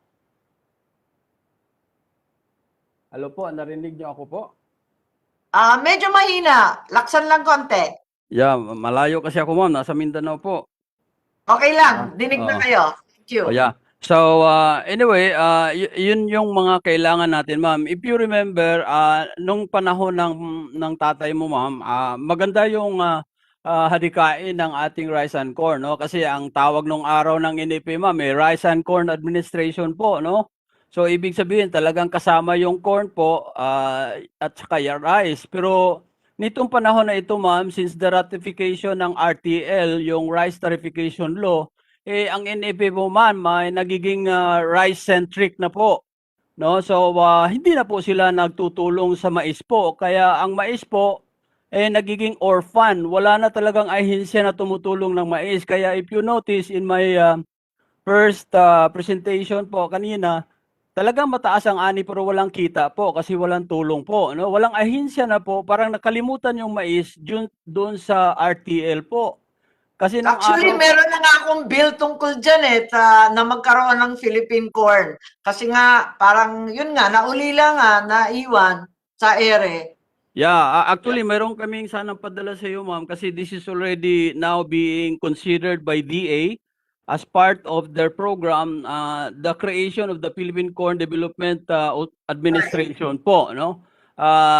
Hindi kailangan po natin yung research po kasi ang agronomy side po is very well already parang natutunan ng mga private sector po. What we really need is more applied research, but it should be under the auspices ng Development Administration po ng corn. Ipapadala namin sa iyo yung draft, ma'am, para sana po makonsider Parang- at Yan na rin ang na-file ko Final ko na rin yan very early on. I think pag-upo ko, halos sa umpisa pa lang ng term ko, noong 2019, nag-file na ako ng Philippine Corn Development. So, Ay, asahan po ninyo yung support ako. Ay maganda 'yun, ma'am, kasi sa ngayon po yan ang answer po for the next cropping. If you ngayon kasi nagtatanim na kami, ma'am. Sa August po at saka September harvest na 'yun po, ma'am. Ang problema namin That's right. siyempre, ma'am, pag harvest ng September, August, maulan 'yon. So wala naman Correct. tayong post-harvest facility at saka storage. Right. Pornada na naman yung presyo, ma'am. False hope na naman yung magandang kita, no? So, kaya yun talaga ang problema namin, ma'am. Tapos ang budget naman ng corn, ma'am, napakaliit. Since we open up with WTO, 60 million lang budget, ma'am. Ngayon, ang budget is 1 billion lang, ma'am. Tapos ang kailangan natin sa post-harvest facility, almost 200 billion. Kaya kailangan natin ng other policies to really address this problem. May combination naman, ma'am, kasi sa ibang bansa mayroon silang sinasabing viability gap fund. This gap fund will address more or less a viable project, for example, for corn, for the establishment of post-harvest na hindi naman viable yung mga proponents like us, farmers, no?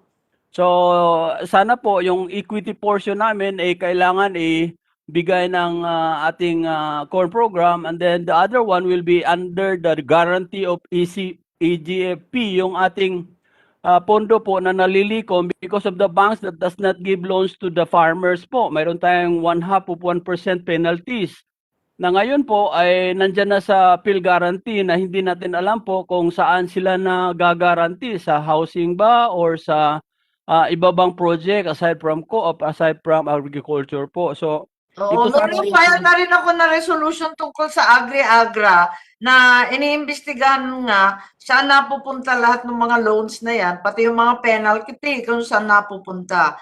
Kasi nagugulat lang tayo, bakit billion-billion ang pinag-uusapan, wala namang pinapautang yung Phil guarantee at hindi naman dinedeklara ng PCIC. Nakakagulat, yung dineklara nila yung nasa GAA na 3 billion, yun pala, meron rin pala silang malaki doon sa Agri-Agra. Yeah, maganda yung ginawa mo, ma'am, kasi that will more or less give us transparency kung saan ano nang nangyari ng funding na yan. Napakalaki yun, ma'am. Sana that will be used for guarantees of the farmers projects, no?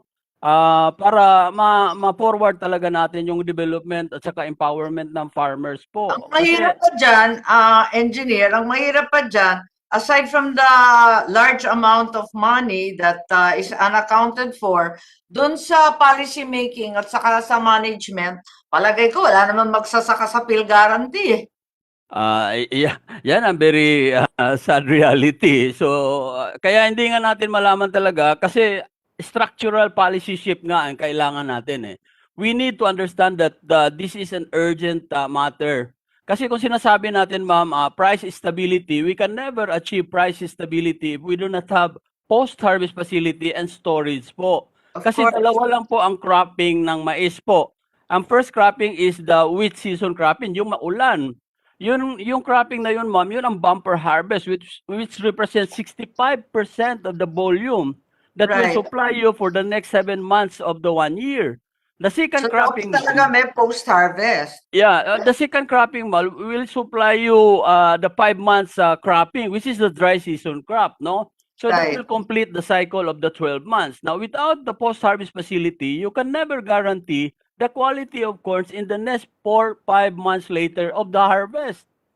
Kaya yun ang kailangan natin, ma'am, ang infrastructure. Ang problema, ma'am, walang targeting system yung ating DA, no? The corn program. For example, in the next 5 years, if one Sa president... TA, sino ngayon ang in charge sa corn ba? Baka si yeah. Senator Pangilinan, matulungan tayo. Kasi hindi ko na alam kung sino yung nagsiset ng target sa DA. Marami sila, ma'am. Kaya nga yun ang problema, ma'am, kasi ang KPI kasi nila, ma'am, is more expenditures of budget. It's not more on how many do we need. For example, in the corn, let's just assume, ma'am, that we should be able to sequester the 30% or 20% harvest during the wheat season crop, so that this 30% or 20% will equalize the prices and supply, and therefore render stability of prices and supply and guarantee farmers income po. So, yun yung target namin sana po. Kung sana magiging ano tong structural policy. So, yun lang yung mga gusto naming maano, ma'am, sa iyo para Yun lang, sana structural. Talaga naman, big time. Sige. Well, ang marami pa kasi maliliit, ma'am, pero talagang ito sana ang magandang magawa kasi we can, if there is no infrastructure support, this is public good, ma'am, di ba? Just like Okay, building a ma'am. hospital, this is just building a bridge. No, this is just like building a school. Without the post-harvest facility, ma'am, pabalik-balik ang problema namin, ma'am. Next year, ganun pa rin yung sabihin namin. Next year, Tama. ganun pa rin. So, wala talagang katapusan, ma'am. Sorry to say this. It's true. Amen. Unfortunately, you're absolutely right. Is there anyone else who'd like to speak? I think we have the cattle raisers. We have Anago from the agricultural co-op. Is there anyone who'd like to come forward and represent their sector? Thank you very much, Engineer Navarro po. Or nandyan ba yung Joseph Gotero para tuloy-tuloy tayo sa Grecon? Kasi nasa grains pa rin tayo. Secretary? Secbeth? Ma'am, pwede pa isa? Yes, sige, hirit pa. Hirit lang ito, ma'am. Kasi, di ba, nung nag-sign up tayo with WTO, ma'am, corn industry has never been allowed to export, no? Hello, sir. We have allowed ourselves, or the country allowed importation of corn and corn substitute, no? That's But we right. are not allowed to export our corn. This Correct. time around, with the structural policy po, we wanted to export, no? For corn, of course, with the post-harvest facility. Just to equalize the bumper harvest during the wheat season crop. And then, in the dry season crop, when there is no corn, we should be Can allowed... import. Yeah, we can import at the same volume that we exported at zero tariff po, just to equalize the Yeah, supply. I see. Yeah, kasi yun talaga mga policy na dapat makikita natin. Kasi parang ano yan, parang tinatawag natin game theory, hindi yung competitive advantage po. No? So, kailangan kasi yan ang ginagawa ng ibang bansa, dapat gagawin din natin, ma'am, kung pwede.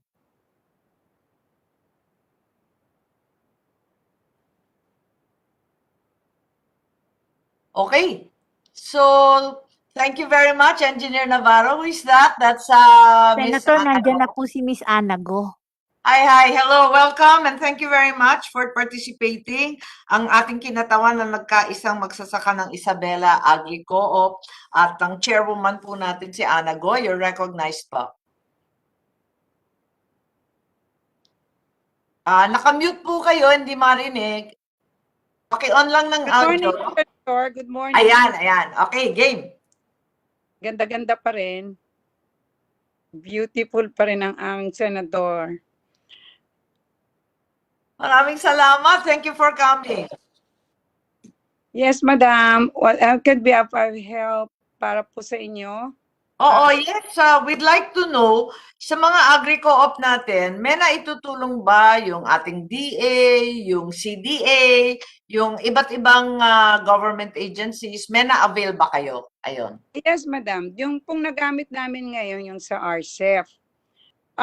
Doon po yung Rice Comprehensive Enhancement Fund na 10 billion. But then yung pong dapat na loan sa ating mga farmers, na ang ginawa po ni Governor was to put up a cooperative, Governor Albano was to put up a cooperative, but ako po yung kanyang pinang-chair. And this, instead na ipautang, ang ginawa na lang po niya is that premium price ang pagbili ng palay. Kasi kung papautang, mahirap maningil. Sabi niya, mauubos lang yung funds na walang mangyayari. O ako nagsabi sa kanya, sabi ko mas maganda mag-buyback kesa sa magpautang. Kayo sa idea niyo pala yun. Kasi matagal na namin ginagawa sa palay at sa bawang sa Ilocos Norte, puros buyback kami. No wonder. At napakaganda naman, madam, ang nangyari. So, definitely, plus 5 pesos po ang ginawa ni Governor. Nung time na ang presyo. Chicken para mahawakan. Two-piece chicken rice. Gutom na si Sendo. Ayan. Manok na pinag-uusapan, Madam Chair. Dapat may catering sa lahat. Daya ninyo, ha? O sige, Ana, please proceed. Sendo, ngiti mo, ha? Ala, ginugutom kami. So, Ana, meron kayong co-op, tapos buyback plus 5 pesos kada kilo. Sa lahat po ng mga ano. Pero right now na mataas ang presyo, hindi, nagdagdag lang kami ng piso or 50 cents. That's right. So kasi napakataas po ng presyo ngayon ng palay. And ang problema lang, I really cannot, hindi ko po kayang accommodate lahat. That's why we really have to stop. Kasi nagiging problema. Yung takers naman. Saan naman namin ibibenta yung aming bigas? Kaya That's nga right. ganda nga sana kung kaming mga co-ops or ating mga cooperative ay matulungan. Di ba, ang dami naman po mga rice allowances ng ating mga government. Yun yung tinutulak ni si Senator Pangilinan, narito siya una nagtulak niya ng direct buying from the farmers, di ba? Sa ating programa. And also, pinipilit rin namin yung DSWD, yung rice allowance, pati yung mga pulis, yung mga sundalo. Ang dami naman kumakain ng bigas, lahat naman ng Pilipino. Ayun, so... That's right, Madam Chair. Senator Pangilinan, siya na una yan. Pwede natin, ma'am, pagtulungan for the 2022 budget because that's already in the 2021 budget na direct purchases ng DSWD, DILG, DOH, DepEd. So when we computed it, lumalabas yung budget nila for feeding, relief operations, livelihood, etc. na may food component o agriculture purchases component. Ang estimate for 2020 is around 41 billion. 2021. 41 billion. Hindi pa kasama yung LGUs. So maybe we can, with the help of the chair of the Economic Affairs Committee, itiyakin natin na number one, hilingin natin ano ang naging output nila for the 2021 in terms of direct purchases sa mga kooperatiba na accredited. Kulang pa rin. Mahina. Kinakailangan pang itulak ng husto. Although I understand yung nagkakaisang magsasaka ng Isabela was able to sell directly sa mga LGUs nung lockdown last year. So kahit paano yung 6 million kilos of rice nila ay naipamahagi nila. Ang problema ngayon, na-spoil yung ating mga lockdown communities. Hinahanap ngayon yung Isabela rice na malagkit at mabango. Totoo yan. At eto nga, nag-digitize na ba kayo? Kasi dito sa Ilocos Norte, nagbebenta kami online Dahil ang hirap-hirap nga. Hindi, madam. Hindi pa kami actually, Isabela Rice, may pangalan na siya. I-online na ninyo. Tulungan tayo. Kasi we really need people to, have to, na naman kami, Kailangan talaga meron kami mga tao na magdi-deliver at taong magmamanage niyan. And Tulong then, tayo dyan kasi nakalagay tayo ng kadiwa dyan sa DA. Obligasyon nila, pati yung truck, dapat sila ang mag-pick up sa ating farm gate. At dito, well, hinahalimbawa ko lang si Governor Matthew dito sa amin, nagbebenta, siya yung nagbebenta online hanggang avocado, siya pa rin nagbebenta, lahat binibenta, mango, binibenta, nag-umpisa sa bawang at palay, ngayon binibenta niya online, pati mangga at avocado. maganda nga yan, madam. Napakaganda po niyan kung talagang matutuloy yung online selling. But, you know, kasi alam nyo naman, hindi rin, kasi that would be more on retailing. That's And right. napakaganda po niyan kung may bibigay natin yan sa mga as livelihood sa retailing. But then, ang ano kasi namin, kung pwede, nandun kami sa wholesale or bulk selling because bulk din po kasi pag dumating ang palay. We really need na supportan yung farmers tuwing harvest Sa season. dami ng palay sa Isabela, paano pa ninyo na-i-istoryan? Sa bodega pa lang, gulang na, putok na putok na. Hindi naman po, at least ano po, napakakailangan. Kaya lang kasi, since we buy at a higher price, may premium price, that's why mahirap makipag-compete sa presyo because we have mataas ang aming cost. At the same time, pero ang kagandahan naman, at least yung mga meron na rin po kaming rice mill ngayon. And ang ano to, ang kagandahan lang po, it is owned by the farmers. At sa kanila to. So whatever na hindi siya profit oriented na kailangan na kung bumagsak ang presyo, kailangan ibagsak din namin ang presyo ng pagbili ng palay because para tumaas ang kita. Hindi naman po yung goal. Ang goal is that whatever kung ano man po yung presyo, hindi na mababa talaga ang presyo ng bigas sa totoo lang. That's why hindi namin kailangan ibagsak ang presyo ng palay, especially in buying sa mga directly sa ating mga members or mga farmers. Yun lang. I have a question, Madam. Ma'am Ana, bakit RCEF lang ang nararamdaman ninyo samantalang may regular rice program naman na bilyon-bilyon din sa DA? Di ba sila nakakatulong? Kasi yung RCEP, puro inbred lang yon, yung hybrid, fertilizer, at iba pa, lahat nasa regular rice program ng DA. Hindi ba dumadating sa Isabela yon? Dumarating din naman, madam. Kaya lang, di ba, in form of fertilizer, di ba, ganun lang naman yon or nagkakaroon ng ayuda. Hybrid. Kaya nga, tapos meron naman. Kaya nga sabi ko, kahit na yung mga fertilizer na yun, kung pwede, wala na. Wag na kayo mamigay ng libre. Kung pwede yung pondo na ginagamit sa paglibre na fertilizer. Bigay na lang yung cash kasi ang nangyayari, na lang. Nawawala yung fertilizer, yung scam ang natitira. Hindi lang yan, madam. It's so happen kasi kung minsan, pag yung fertilizer, darating na siya, late na. Hindi na nila kailangan. So, tama. Tapos, or else maling klase. Yung maling klase, yung triple 14, talagang huling-huli na. Tama po yun. Kaya I think it is best na bayan na lang yung farmers. Kung pwede, ang government na lang bumili ng fertilizer at ibenta ng mura. Kasi basta kumikita ang farmers, basta bilhin lang ng palay nila sa mataas na presyo, I'm sure. Pag kumita po sila, they don't mind buying Oo naman. Oo naman. Thank you very much. So, meron rin kayong regular. Okay, thanks very much. At hindi pa kayo nag-embark sa online dahil nga may komplikasyon. So, may komplikasyon din talaga yung online Kailangan may delivery. Pero makikipag-deal lang naman, makikipag-partner naman kayo niyan That's how it works Pero may bodega rin sa Manila. Sana matulungan kami sa mga namin. Magbobodega, ang kailangan niyan, magbobodega ka sa Manila tapos may ka-deal na delivery service kaya. Yeah. Naging expert na yung anak ko, si Buridek ngayon. Expert na siya magbenta ng kung ano-ano. Okay. Si Grecon, nandyan ba? Si Mr. Gotero? Andyan ba? Thank you very much, Chair Ana. Kung may maisip pa kayo, dagdag natin. Baka sakali makadali tayo. Yes, madam. Thank you too. Thank you. Thank you. My best to your governor. Yes, madam.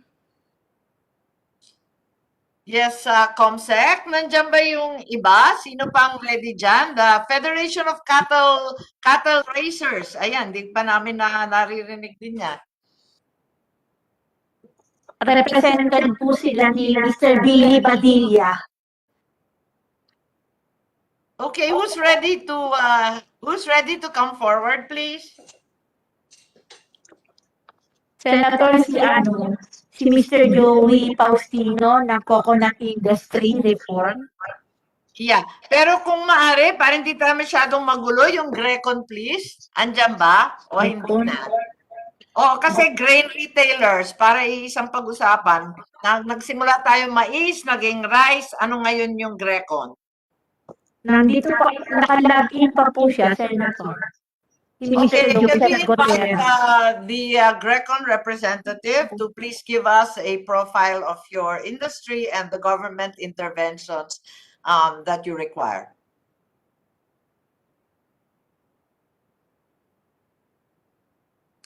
Wala na yung Grecon? Okay, kung wala na yung Grecon, sino pa ang matatawag natin? Comsec, please. Senator, kanina nandyan po si Mr. Joey Faustino ng Coconut Industry Reform. Okay, thank you. But nag-echo ka. I think your audio is very poor, Comsec. Please check. Yes, we recognize Mr. Faustino of COIR. Yes, magandang tanghali na po sa Oo ating nga, tanghali na. Madam Uso Chair. yan sa committee to. Hindi nagpapakain ng tao. Inaasahan ko sana yung iba pa sa agricultural sector na mauna din dahil mas mga burning issues sila. However, Medyo sa burning new issue rin kayo kasi may coco levy na dapat. Opo, well, isa ho sa malaking concern namin yon at magiging recommendation namin na yung kapapasaho nung mid-March, well, effectively mid-March, Yes.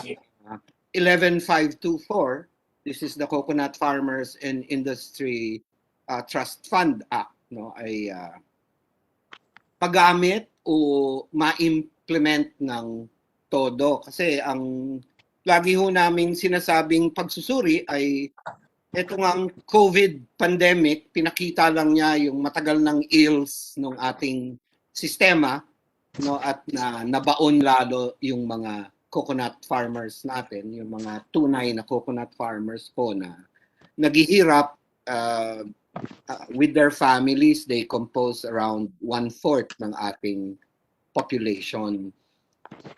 Concern lang po namin, well, una, hindi kami masyadong naging maligaya dun sa kinalabasan ng batas na ipinasa. Pero gayon pa man, handa kami at ginagawa namin na nag-engage ngayon with the Philippine Coconut Authority para maitama yung ilang aspects nito. Didiretsuhin ko na ho agad doon sa 11524. Gusto lang po namin makita na ang kalakhan ng resources na ito, dahil ito naman ay sa totoo lang pag-aari ng mga magniniyog.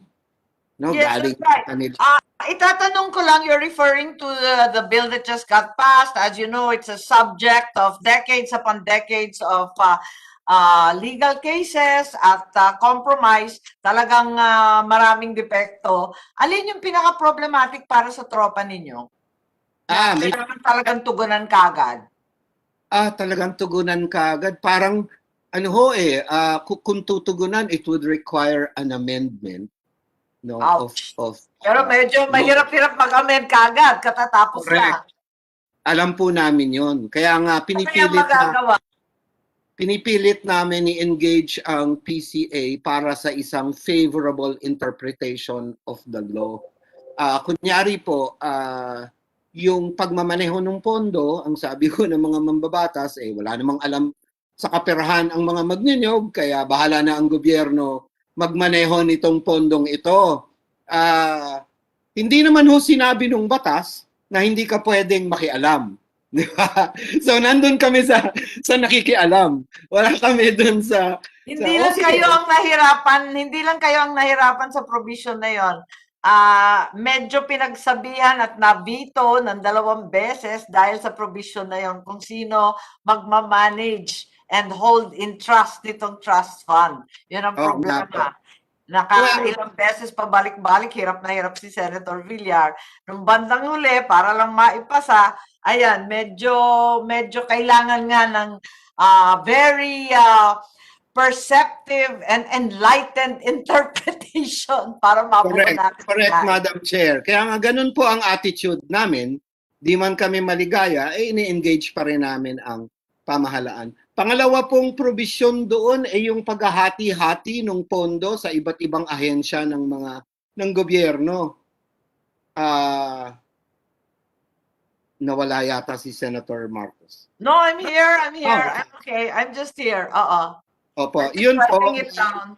May konting problema din kami doon kung paano i-interpret naman yung pondo na pinaghati-hati sa iba't ibang opisina. Ano? Siguro, what you can do is, kung maaari, just write it down. And if you have a chance, kung ano yung recommended ninyo, of course, hindi naman natin makukuha. Pero like you said, baka sakali naman sa implementation, gumanda ng kaunti.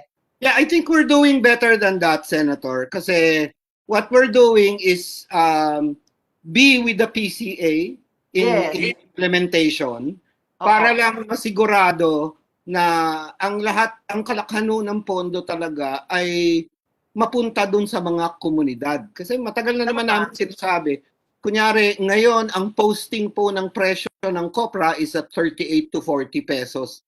Totoo ba yan? 38 to 40 sa Samar, ang baba-baba sa amin? Well, ang nakapost nila. Pero alam din naman natin na hindi naman presyo ng COPRA yung solusyon dito sa napakalaking problema na ito. Kung hindi na maiahon natin yung mga magnyonyog talaga sa pagiging raw material suppliers lamang. In fact, pag naririnig ko po yung iba sa agricultural sector, pag tinitingnan nyo kasi yung coconut sector, malaki ho yung effect nito sa iba pang agricultural sector at saka sa ibang industrial sector kung gagamitin lang natin ng tama. We were dialoguing with the NDA, the National Dairy Authority, care of the PCA. Kailangan ko naman ho pasalamatan yung Philippine Coconut Authority Administration today na nakikinig naman at hinahayaan kami na mag-input para dun sa industry plan na mandato ng inyong batas. Sila po ay dairy yung kanilang inaasikaso, baka, ganyan, para sa mga magsasaka. Ngunit hindi nila alam. Kaya naglagay ng plan na yan eh. Opo, pero hindi ho nila pa rin sila updated na nakakagawa ka ng non-dairy milk mula ho sa niyog. That's right. Oo. And so, nakakabayaan ngayon lahat ng non-dairy milk. Oo, napapabayaan ho itong aspetong to. Ang isa hong importante na makakatulong talaga na kailangan namin hilingin sa inyo ngayon ay yung binabanggit ni Senator Kiko tsaka ninyo kanina, yung direct buying nung gobyerno. Kasi kung yung kaperahan sana na 11,524 is making available ay madadala sa komunidad at ma-equip sila para makagawa ng value chain added products from the niyog. Malaki ho yung papel ng direct buying ng gobyerno para maiahon ito. Parang 2 birds with 1 stone, di ba? Gumamit ka ng pera, tinulungan mo yung magsasaka para kumita, binili mo yung kanyang produkto at ginamit mo naman sa iyong feeding program. Ngayon ang virgin coconut oil, nilabas na nila yung pag-aaral na ito indeed ay nakakatulong dito sa pag-prevent at pag-handle ng COVID cases. They made it formal 2 days ago, yung study na ito. Pero ang epekto nito, yung ating virgin coconut oil, dahil nababalitaan na to ng mundo, ay lahat na naman, ang malaking parte ay mapupunta sa exportation. Samantalang yung mga sarili nating magniniyog na mga naghihirap, di ba, that cannot afford hospitalization, and curative measures against COVID, nasa kanila yung raw material but they don't have the virgin coconut oil. So, kung sana talaga mai-concentrate lang natin yung bagong batas na yan patungo dun sa komunidad, no? At mapaikot yan pati yung local economies ng mga komunidad. Kasi pag tumindi ho ang restriction, kunyari, nagsara yung manufacturing sector, tigil ho lahat ng pagbibili ng niyog. In fact, kaya mataas ang presyo ngayon dahil nga may konti kang glut sa international market. That's right. Diba? Kaya lang mataas ang presyo. Pero pag nag-regularize yan, bababa na naman yan. So kailangan po natin talaga ma-concentrate ito. The law says that itong projects in 11524 should report to the Office of the President and COCAFAM, yung legislative site. I think mahalaga ho na ang indicator na gawin ay kung ano ang nangyari sa komunidad at magkano ang idinadagdag sa value, no? Hindi lang ho income. Kasi yung income ng coconut farmer, pag tumaas ang presyo, sabihin po ng pamahalaan, tumaas na ang income. Pagka tumaas ang produksyon ng kopra, sabihin, tumaas ang income. Pero hindi naman ho yun yung katunayan. So the indicator should really be ano ho yung nadagdag, no? Value addition dun sa produkto ng mga magnunyog and therefore nagtaas yung kita nila dahil dun. At pati na rin ngayon dahil sa COVID pandemic, we should be monitoring yung health benefits that our coconuts can do. You were talking about rice, Senator, and how it feeds the country. The coconuts, your coconuts can feed the country also. So, pero tingnan nyo naman ang budget, di ba? Parang 27 billion yata sa rice, pero 1 billion sa coconut. Ang laki-laki ho ng disparity. Grabe. At yung kung tutuusin, the numbers of farmers and farming families involved, rice to coconut, are much larger. Kaya ano ba yan? Di po ba? So yun po. Yun ang kailangan namin sa inyo right now is to help us, no, as we engage government implementation, that all of these resources should be concentrated to the community level. Malabo po kasi sa batas eh. Sa batas, parang pwedeng gamitin para dun sa mga sa mga industry projects, research, etc. na wala naman hong direktang benepisyo talaga dun sa magninyog. So pinipilit po namin sa choir, Coconut Industry Reform Movement, kasama yung kilusang magninyog, iba't ibang federasyon po ng mga magninyog na organisasyon, ay talaga hong pinipilit namin yung interpretation to be like so. In fact, pati nga po yung simpleng registration naging issue na eh. Kasi magulo yung listahan ng coconut farmers. Laban-laban yan. And PCA wanted a new. Sabi namin, you cannot finish it in 90 days. Di ba? Dapat magulo yan. Alam ko po, and I hear you, Mr. Faustino. Kasi syempre, ang kan namin sa nanay ko, puro magnunyog sa Leyte at Samar. At talagang napakahirap ng buhay nila kung tutuusin. Kahit ihambing mo sa nagbibigas, talagang mas mabigat. Yung sa provision po kasi ng batas, nakalagay, PCA should finish the list in 90 days. Sabi namin, teka muna, registration yan eh. They come and go. May nabubuhay, may namamatay. So hindi ho natatapos yung registration na yan. Dapat yan ay bukas sa lahat. At pag may na-encuentro ang PCA in the process of implementing na hindi rehistrado, hindi dapat yun, hindi dapat i-disown na hindi ka rehistrado eh. So sorry ka na lang. Di ba? Dapat to, papasok, inclusive. Hindi ka rehistrado, so i-register ka. Ganon yung interpretation so na kailangan naming medyo madugo talaga yung registration kung sino yung mga beneficiary. Diyan nagkakaaway-away eh. Pati sa ayuda ngayon, di ba, sa DSWD. Talaga nagkakagulo sa registration. Correct, Madam Chair. Kaya kailangan we have to keep it open. And it's logical that way. It's logical that way. Diba? Pati nga ho sa nomination sa PCA board eh. Gumawa ng sariling process yung PCA para dun sa ino-nominate nila. Sabi namin, teka muna, may batas kang Magna Carta for small coconut farmers where any association or people's organization ng mga farmers meeting the legal requirements can actually nominate. So dapat niyo po tanggapin yun at hindi i-limit lang dun sa inyong interpretation of the law. Ganito po yung aming ngayon.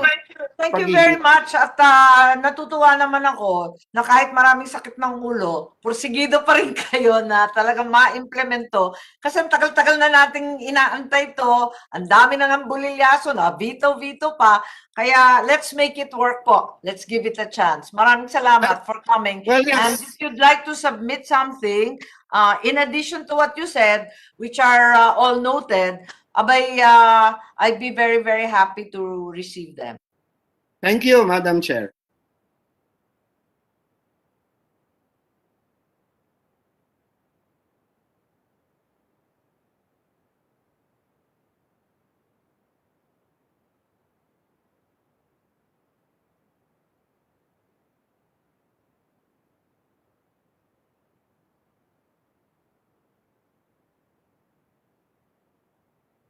Mr. Gutera, ready na po kayo?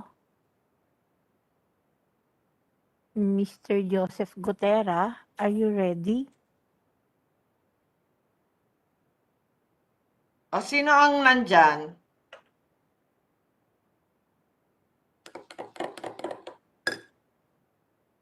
Yeah, cattle raisers, Martin Gomez, nandyan po ba?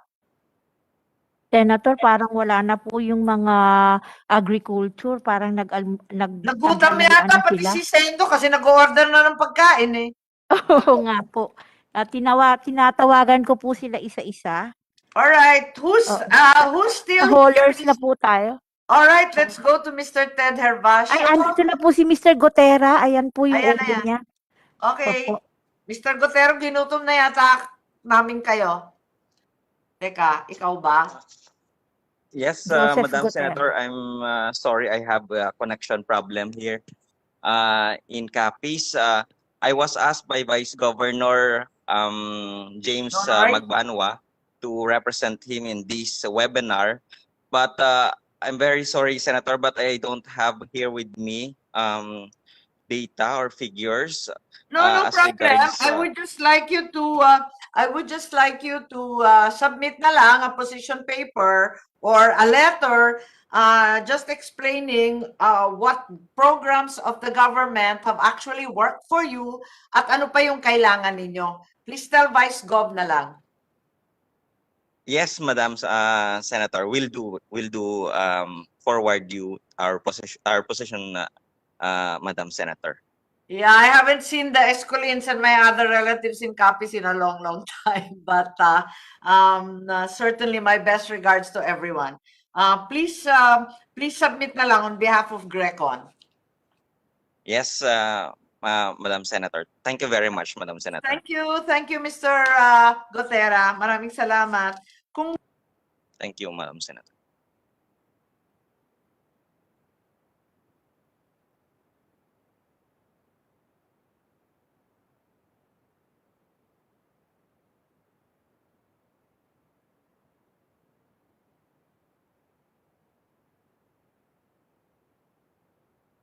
Ma'am Beth?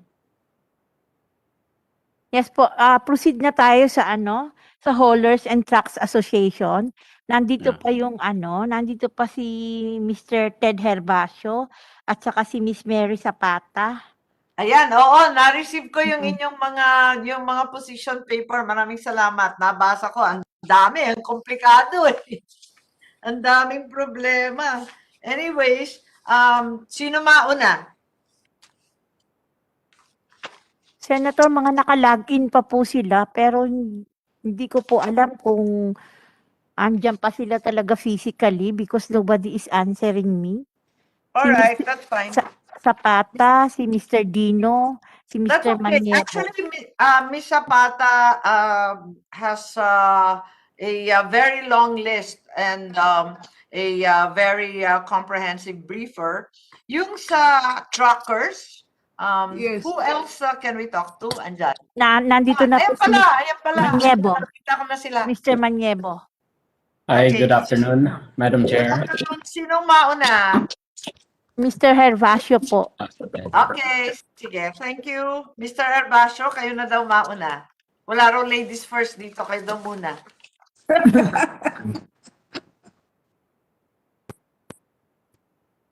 Naka-mute po kayo, sir. Nakamute po yung Oh, sorry, audio sorry. ninyo, hindi ko kayo mari. Ayun. Yeah. Ayan, Good afternoon okay. po, Madam Chair, and good afternoon to everybody. Una po ay nagpapasalamat ang aming sektor for having here in your hearing. And totoo po na napakaraming problema nitong aming sektor even before the start of the pandemic. But sa amin po, from the pandemic period, na-experience po namin at the start yung problema sa mga checkpoint. But this was addressed by IATF.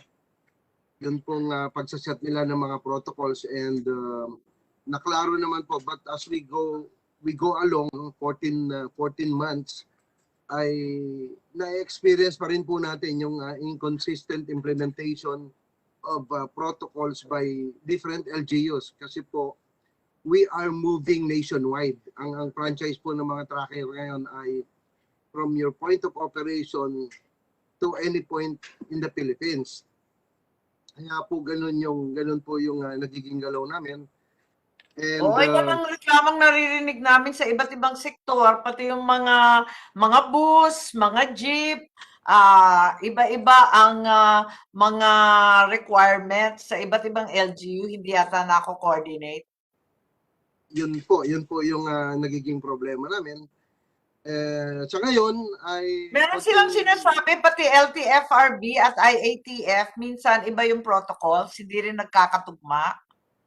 actually nandun po sa concerns po natin ngayon na i-raise ko sa inyo. So doon po sa punto ng LGU, sa ngayon yung mga testings na lang ang hinahanap nila. Wala na po yung rapid test, but some are requiring swab test or yung ating yung gen test, especially po if we are coming from the bubble tapos lalabas po kami, yun yung hinahanap po nila. Hindi naman po kami nakakapagpa-test ng ganun kadalas kasi may cost din po, no? And we have Oo nga, unfortunately, ang daming nahaharang dito sa Ilocos Norte na galing sa NCR Plus. Masyadong strict pa kami rito. So yun po yung isang concern namin. And of course, it caused delays. Kung wala pong ganun, it's good na yung ating communication system, kung minsan nagkakaintindihan over the phone, but meron pong pagkakataon talaga na hindi kami nakakatuloy doon sa pagbiyahe dahil yun po yung hinahanap. And ganun din po doon sa aming mga clients na naghahanap din ng mga testings. Of course, meron po silang kanilang implementasyon just to protect themselves na pag pumasok yung tao namin, drivers and helpers, as we all know, ang amin lang pong hawak ay simpleng face mask at saka po isang boteng alcohol o minsan po may face shield. Yun lang po ang pwede naming dadalhin. We cannot... Marami bang nawalan na trabaho? Marami bang nabakanting mga hauler at saka tracker dahil sa lockdown? Marami din po. Bagamat sabi nga natin, unhampered movement of goods. Pero may classification din po tayo. Yung kasi nga may klase, diba meron essential, yung mga agri at saka medical, may priority lane, tapos yung iba hinarang din. What did you experience in terms of demand, in terms of traffic nung lockdown? Siyempre, nabawasan yun, ano? At may ibang nawalan ng trabaho. Mayroon po, marami pong ganon kasi yun pong mga hindi essential like construction materials. Nung kasagsagan po ng pandemic last year, ay hindi po ito na-allow. Yung ating mga dump truck operators ay hindi. That's right. Po. So yun po yung nangyayari. Karamihan po dito yung ating mga port trackers kasi yung po ating imports and exports and yung mga domestic cargoes. Yan po ay na-allow naman. So kaya marami rin po yung mga companies na hindi nag-operate dahil nga po hindi sila mga essentials. Kaya yung mga truckers na nagmo-move for them ay nasa garahe lang din po, hindi rin sila nakabiyahe. So maganda lang po kayo na na-open na uli, no? And yun po, going back doon sa problema namin with some of the clients na naghahanap ng mga swab tests at saka ibang testings, doon po kami konting naaapektuhan. It's good na yung iba po ay simpleng barangay certificate, health certificate ay ina-accept po yun. No? Doon sa And goal, doon sa grupo ninyo, meron bang mga kumpanyang nagsara or hindi na kayang mag-umpisa ulit? meron po ma'am kasi Or yun nga po, tuloy-tuloy lang? yun po ibang hindi nakabiyahe tapos mayroong mga amortizations. Yun na nga, wala hihilain na yung po. truck nila. Yes, nabawi na po, nakuha na yung mga trucks nila. Yung iba hindi naman nila masustain yung mga overhead expenses dahil wala naman po talagang biyahe. So they opted to close shop for a while. Sinuli nila yung mga trucks, yung mga drivers ay sinabihan na po na maghanap na lang muna ng ibang trabaho dahil wala po talagang galawan. So I yun po see. yung na-experience natin. And Pero marami bang unemployed sa tropa ninyo? Hindi naman masyadong maraming nawalan ng trabaho. I would say mga 40% po siguro yung hindi nakabiyahe. Yung Up to now? gumagalaw ngayon, yung gumagalaw po ngayon, yung iba on and off. Kasi hindi pa rin ganun kalakas yung biyahe na... Ang sinasabi ninyo, ang howling ngayon nasa 60% pa lang, 40% talagang wala pa. Opo, sa transport po, no? Sa transport. Yung pong 40% ay naapektuhan ng ang dami pong reasons, no? Yes. Isa na rito yung binabanggit yung kanina na franchise. Kasi po ay naapektuhan na kami ngayon noong year model phase out. Kung kayo po ay familiar doon sa year model phase out, ngayon po bahagi ba yan ng modernization ng DOTR? Yes po, yun yung modernization sa transport as a whole. But in terms of trucks, ay nagkaintindihan po kami that it should be roadworthiness for the trucks. Kasi po ang naging comparison nila between the bus and the trucks, kasi nag-require sila ng brand new sa buses. Oo. Ang justification po namin dito, buses coming from Fairview going to San Pedro, Laguna, tumatakbo po sila ng almost 50 kilometers one way. So yung pong round trip is 100 kilometers, tatlong biyahe sa isang araw, that's 300 kilometers per day. Whereas kami po sa truck, from the port, sabihin na lang po natin na maximum na 50 kilometers yung tinakbo namin. Tapos pabalik another 50 kilometers, 100 kilometers per day. Hindi pa po araw-araw nakakabiyahe yun. So yung comparison nila na year model against sa roadworthiness, malaki po yung diferensya. But it's good na nag-agree na po ang LTO, ang LTFRB, ang DOTR that it should really be roadworthiness na maging basis nung approval ng ating mga trucks on the road. Kaya lang po sa ngayon may kalituhan pa rin kasi when we renew or apply for extension of validity ng ating mga franchises, yung po mga 15 years old na lumilitaw, hindi na po nila ina-accept. So talaga pong masa-sideline itong mga truck. And at this point in time, kanina pinag-uusapan natin yung mga loans. Kung mangungutang ka ng truck ngayon at wala ka naman po ganun kalakas na biyahe, hindi po business yung pinupunta natin. Talagang ang gastos lang. So yun po yung isang ipinag-uusap namin sa inyo na baka po pwede siya nang ma-concretize na yung pong concern about roadworthiness. Okay. Na maging basis ng ating mga trucks. Kasi may problema pa rin po tayo doon sa issue ng MBIC for trucks. Oo. Hindi pa rin po naiayos yun. So kaya po gano'n. And then, dahil nga po dito sa pandemic, on and off yung ating mga government offices like LTO, LTFRB, meron pong mga concerns about renewal of registrations, renewal of driver's license, na ang nangyayari po, nag-extend naman ng LTO, nag-extend ng LTFRB. Gusto ko lang po pala delayed pa rin. We would like to take LTFRB po, no? In-extend po nila yung aming provisional authority from 90 days to 1 year. So malaking tulong po ito.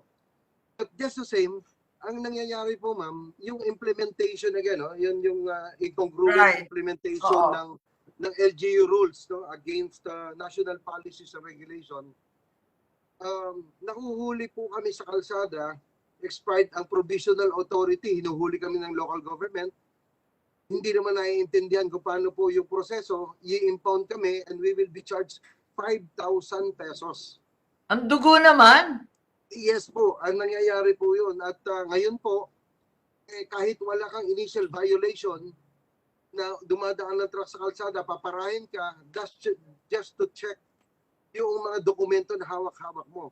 And that's illegal. Dapat po kasi sa mga traffic, sa mga sasakyan, you have to have an initial violation or moving violation for that matter, or visible administrative violation before you can flag down a truck or a driver para po doon. Ngayon po, hindi, paparahin ka lang, hahanapan ka na kung ano-anong dokumento at kapag ka hindi mo na-presenta, that's the time i-impound ka for 5,000 pesos na impounding. Nangyayari po ito sa mga LGUs. Ang isa pa po na napakalaking problema namin, ito pong mga LGUs may sarili-sarili pong mga traffic code sa kanila.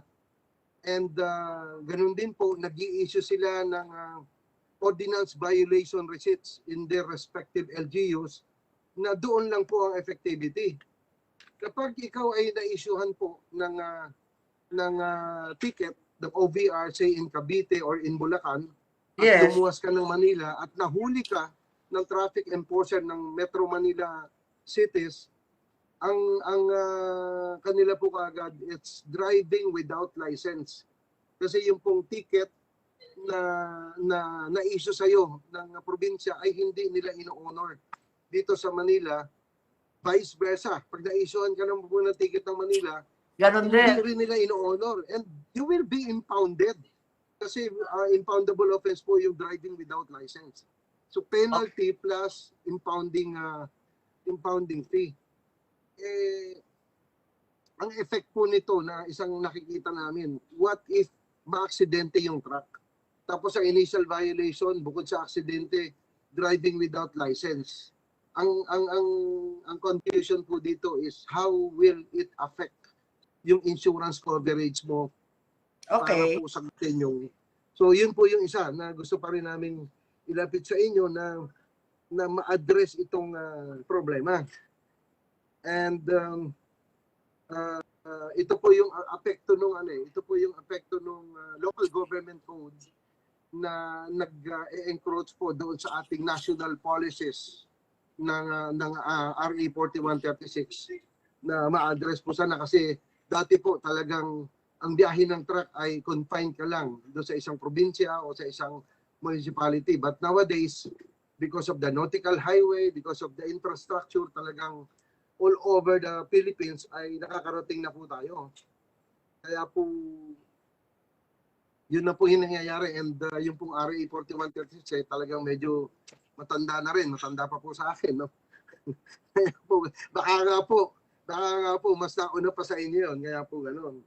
And lastly po, Madam Che, for the last 14 months or more, simula nung nadeklara yung pandemic, and kami ay nabigyan ng pagkakataon ng unhampered movement of goods. Kami po ay continuously umiikot, nagde-deliver ng ating mga produkto, nagde-deliver ng ating mga gamot, nagde-deliver ng mga pagkain. And for us, we are frontliners. No, we are the movers of the economy, we are the frontliners para sa ekonomiya. And yet, what happened? Bebe. Ala, si Mr. Herbacio nag-disappear. Teka. Sandali lang po. Sandali lang po. Ayan. And yet, no po, simula po nung Marso ng 2020, sabi ko ang dala-dala lang po namin ay face mask na disposable at face mask na washable, isang boteng alcohol, and yung po aming face shield ay hindi naman namin pwedeng gamitin habang nagda-drive kasi hindi po namin makikita yung kalsada, baka po maaksidente kami. Kaya po kami ay lumalapit sa inyo na masama po kami doon sa priority ng access on the vaccines. Hindi lang po kami makapagpresenta ng datos on how many from our ranks ang naapektuhan, na-infect, gumaling. But yung mga operators, meron na rin po kami na biktima, no? Just last month meron po kaming isang operator na yung husband niya ay namatay ng Wednesday, yung wife niya namatay ng Friday because of the COVID. So much more pa po yung aming mga drivers and helpers and other frontliners na gumagalaw. Kaya po sana we would like to take this opportunity in behalf of all the truckers and the other transport group na kami po ay masama doon sa priority ng vaccination. Wala, pinagpilitan namin at nag-announce na sila kapag kinakapos sila sa A1, A2, A3. Yung ating essential workers, katulad ng truckers, ay ma-vaccinate na. So, kasama na kayo dun sa priority listing. Yes, ma'am. Ang problema, kung saan yung vaccine. Kung sapat yung supply. Yun po yung sasabihin ko ngayon, no? Ang sa akin po, sa amin po, ay kung pwede po kaming mag-volunteer ng aming vaccination facility or area base sa approval kung sino po yung magbabaksin sa amin. Okay. And from there, talaga pong, kung meron man kaming pila, it's purely transport manpowers, no? From drivers to dispatchers, para po mas mapabilis namin yung aming vaccination. And we're willing to coordinate kung sino man pong government agency ang pwede naming lapitan at may presenta po itong aming suggestion or proposal. Maayos yan. Thank you very much, Yes, Mr. Herbacio. Sabihin ko sa Secretary Galvez at yung iba pa na nagpo-volunteer kayo kahit kayo na. Sariling sikap na yung vaccination. Maraming salamat. Basta free yung vaccine. Sige, thank you very much. Ang sitap, andyan naman si Mary. Nako, Mary, 1 kilometro ang inyong position paper. Miss Mary Zapata. Ay, magandang hapon, Madam Senator. Yes po. We will do it lang. Yes, magandang hapon, Mary, and welcome to our committee. Natanggap namin yung inyong mga position paper tungkol sa tabs, tungkol sa track ban, number coding, LGU pass-through, at kung ano-ano pa. So, alin dito ang pinakamahalaga?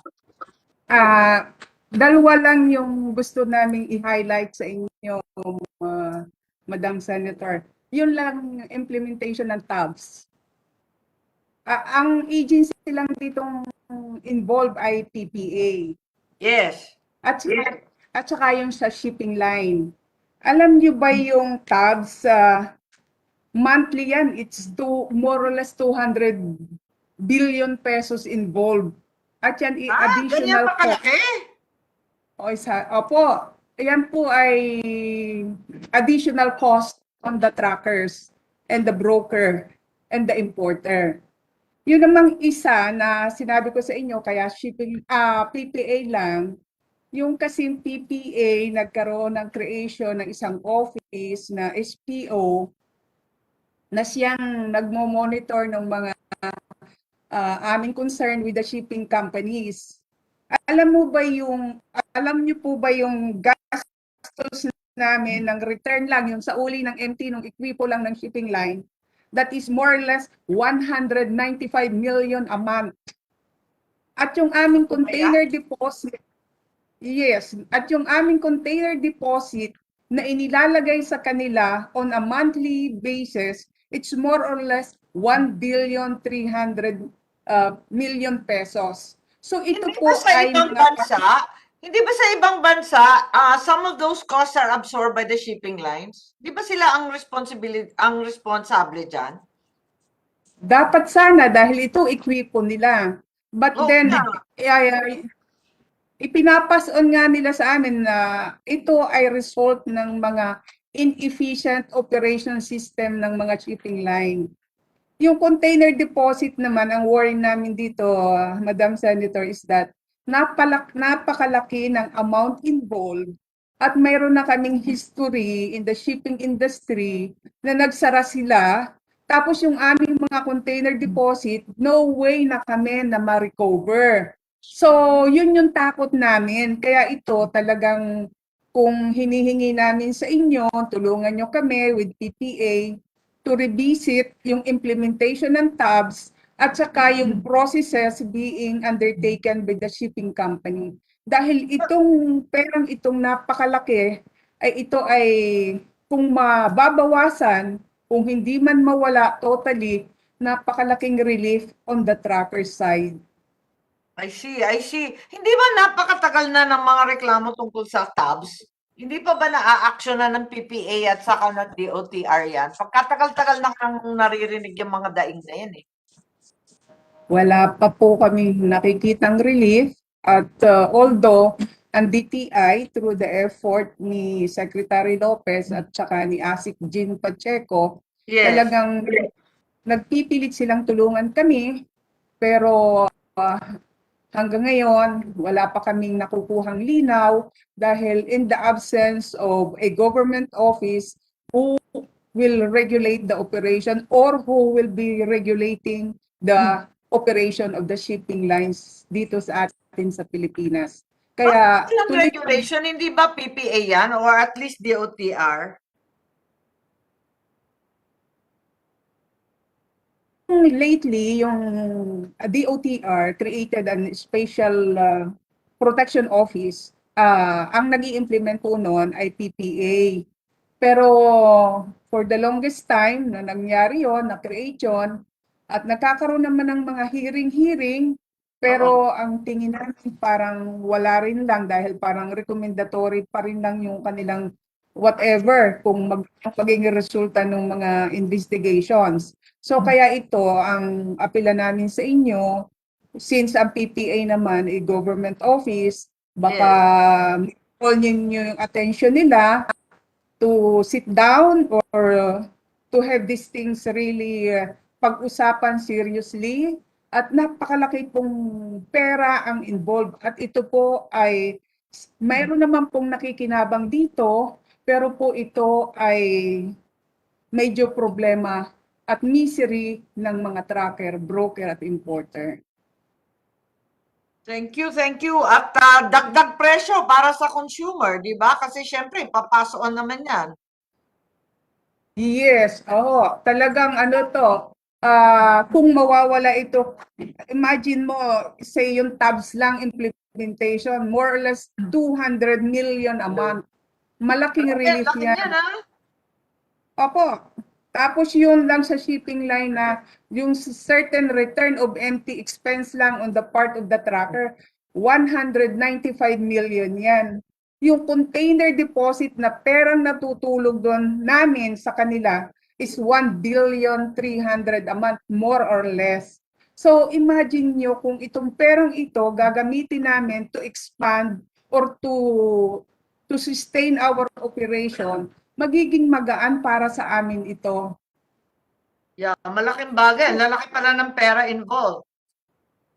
Malaki po ito, malaking pera. At ito yung mga sinasabi nga namin na these amounts are misery for the tracker and the broker but a fortune to others. Okay, so ang gagawin ko immediately, tatawag tayo ng, fa-file tayo ng resolution to investigate the implementation of the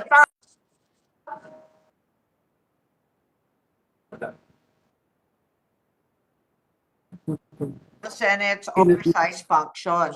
Tapos ikalawa, pag-aralan natin, sana tulungan ninyo kami, kung ano nga ang dapat mangyari sa regulation ng shipping lines. Kasi hindi naman maaari na isang malaking sektor hindi regulated ng ating pamahalaan.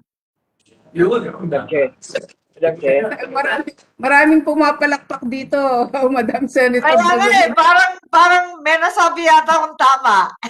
Thank you. Madam Chair, may I?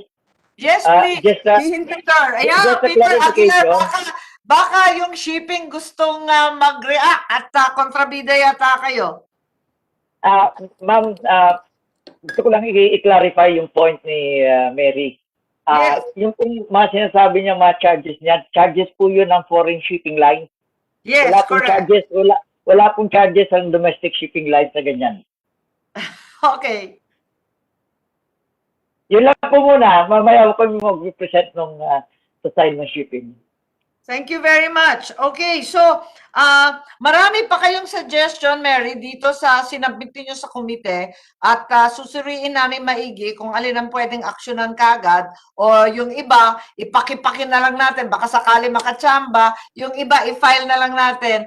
Yung iba, nahihingi ng budget, pagdating ng August, September, talagang sabihan natin na wala kayong budget pag hindi kayo nagpe-perform. Problema, yung PPA, government corporation yan, wala sa budget. Pero yung DOTR, nariyan naman. So, tignan natin kung Madam Senator, aasahan namin yung iyong binitiwang mga salita at ngayon pa lang masaya na kami at nagpapasalamat.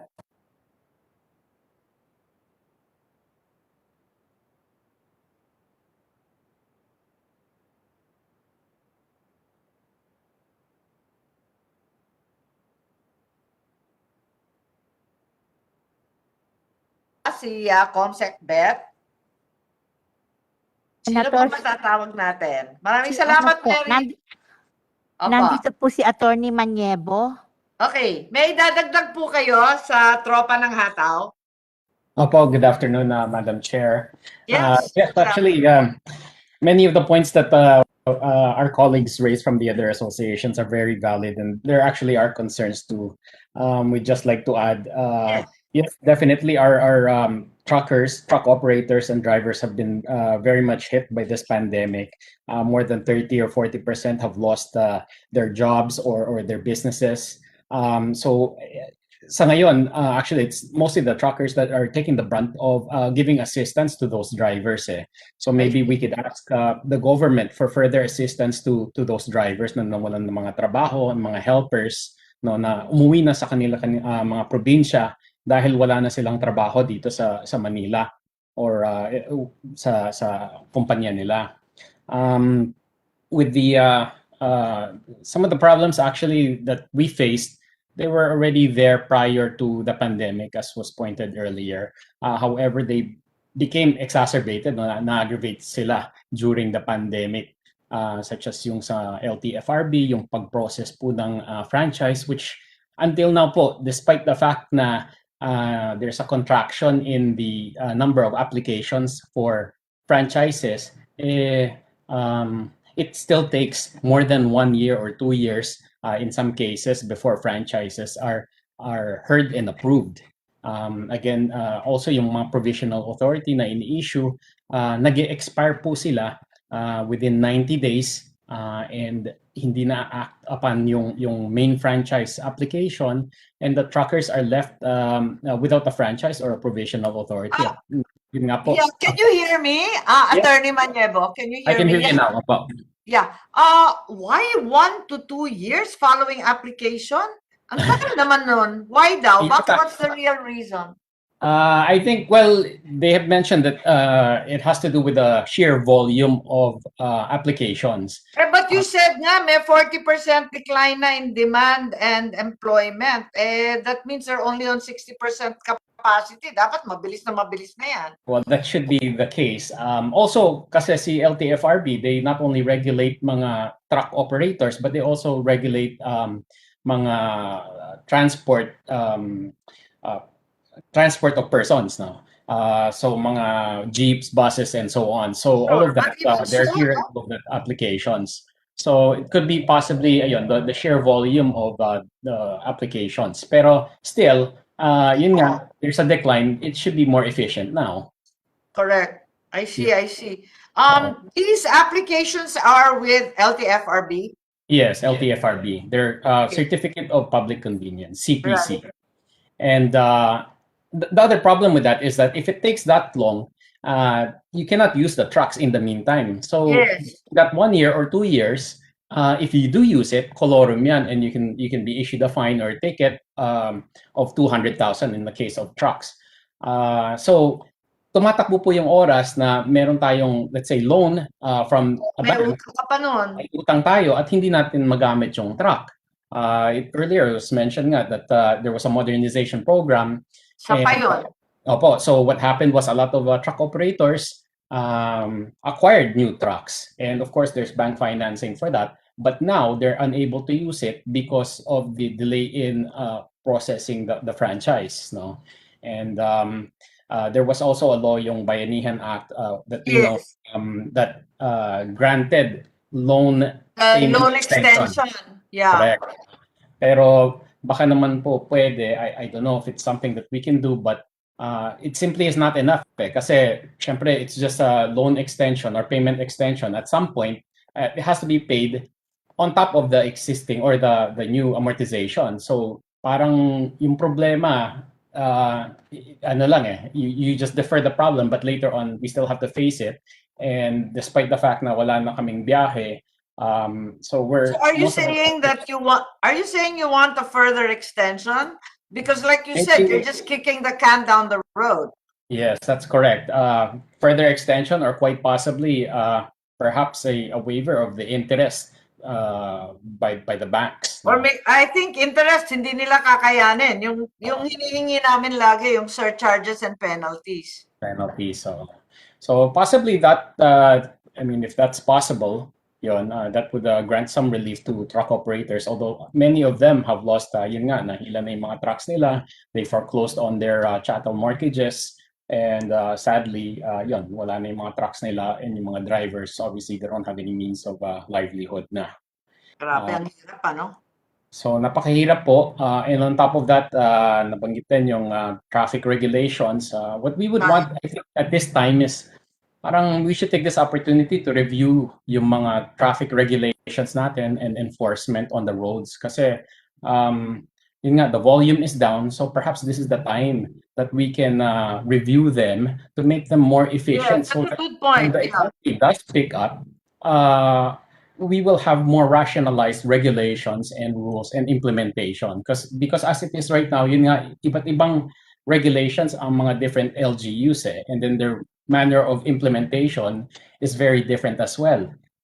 Perhaps what they should have in mind is more a focus on traffic management as opposed to enforcement of violations, no? Which opens up the door to sa kotong na. So perhaps what they should do is focus on traffic management, not so much on the violations itself. Because there's so many instances, yun nga, impounding, local governments. Yun nga, grabe, yung impounding, katakot-takot pala. Tapos yung mga deposits that are never refunded. This is awful. And obviously, they would hold your trucks hostage unless you release it. And if may karga yung truck, you're compelled to pay whatever it is that they demand you to pay. So the same thing with the shipping line and the port. These surcharges or additional charges imposed by the international shipping lines, really they're in the form of you're compelled to pay them, otherwise you cannot get your cargo. So really they're in the form of hostage your cargo now, and we're compelled to pay them. And of course, as brokers or importers, truckers, these are sadly, of course, imposed on, and what happens is we just add them on to our rates. No? So in the end, of course, the burden is shouldered by the consumers ultimately. No? Siyempre, magmamahal lahat. So we have very many concerns, and sana yun nga, at this time we can take I'm this not certain that this was the paper submitted. It came from Mary. We did not If submit a paper, but we Yeah, plan to, okay. Madam Chair. If that's the case, if you would like to submit something so that it can be included in the minutes and the hearing and the committee report eventually, Attorney Manyebo, I'll be happy to receive it. If not, the points that you've raised are well taken and you can add to them at any point in time. Thank you very much, Madam Chair. Yes, salamat. And I like your first name. Thank you. I do too. Yes. By the way, please send my regards to Attorney Mike. He was a batchmate and classmate of mine in law school. Oh, okay. So you went to the right school too. Thank you. I did. Well done. Okay. Narito pa, Beth, si Mr. Magtalas. Yes, Tama ba? Senator, naka-login pa po si Mr. John Magtalas. Okay, ako'y mag 5-second break lang, ha? And please get ready, Mr. Magtalas and then Attorney Peter. Salamat.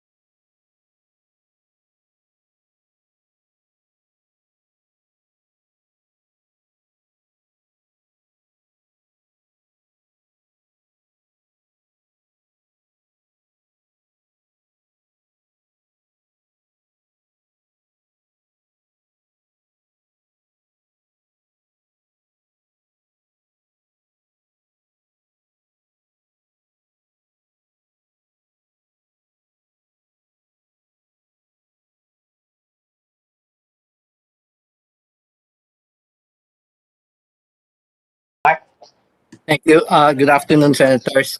Good afternoon. Yes, just on the impact of COVID. For 2020, there was a 17% full year reduction in volumes. This really hit shipping because, as you know, we are Sorry, capital was that 17? 17, 17? 17. Yes, Okay. 17%. As you know, we are a capital intensive business, and we need to have the volume to be able to recover our cost. And the 17% drop really hit us.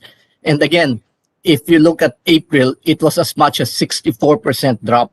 So the lines were suffering at this time.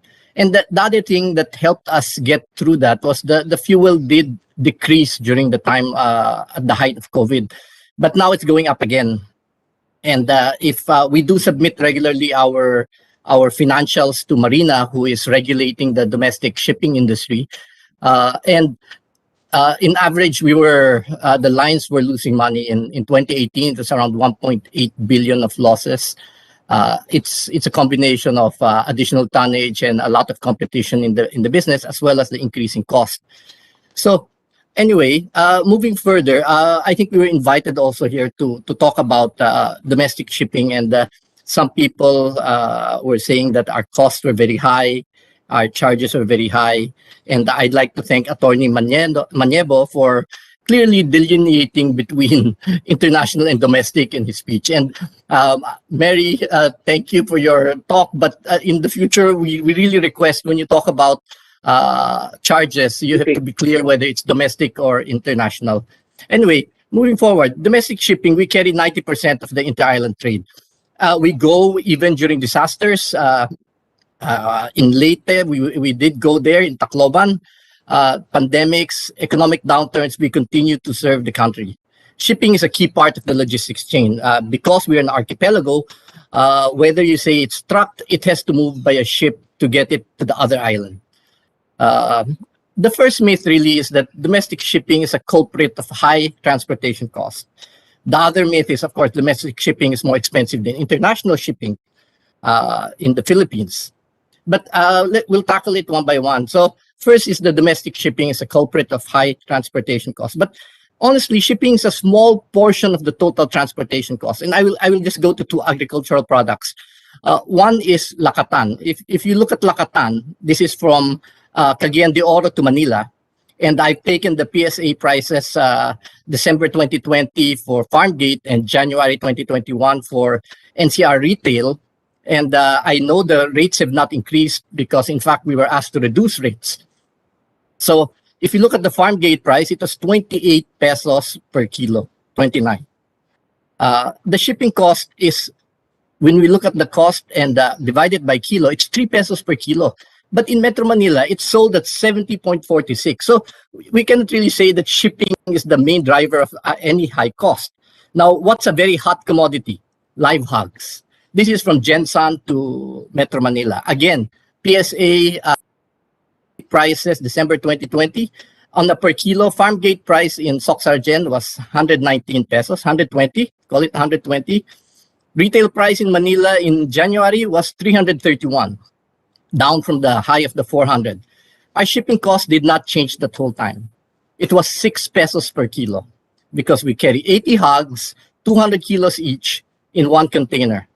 So dividing it by the cost was around 95,000, it goes down to 6 pesos per kilo. So again, we do not add to the high cost of anything. It is a very affordable price.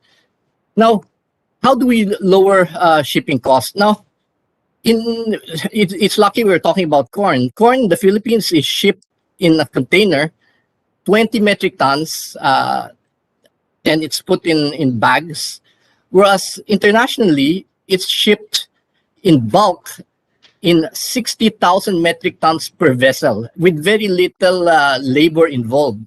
So if you really go, it's really standards. It's really scale. The greater the scale, the lower the cost. One thing we were talking is we have to add value to the shipments. If you ship raw materials, then of course the value is low and the percentage of shipping to that will be much higher. But if you do, in this case for hogs, and corn and feed mill.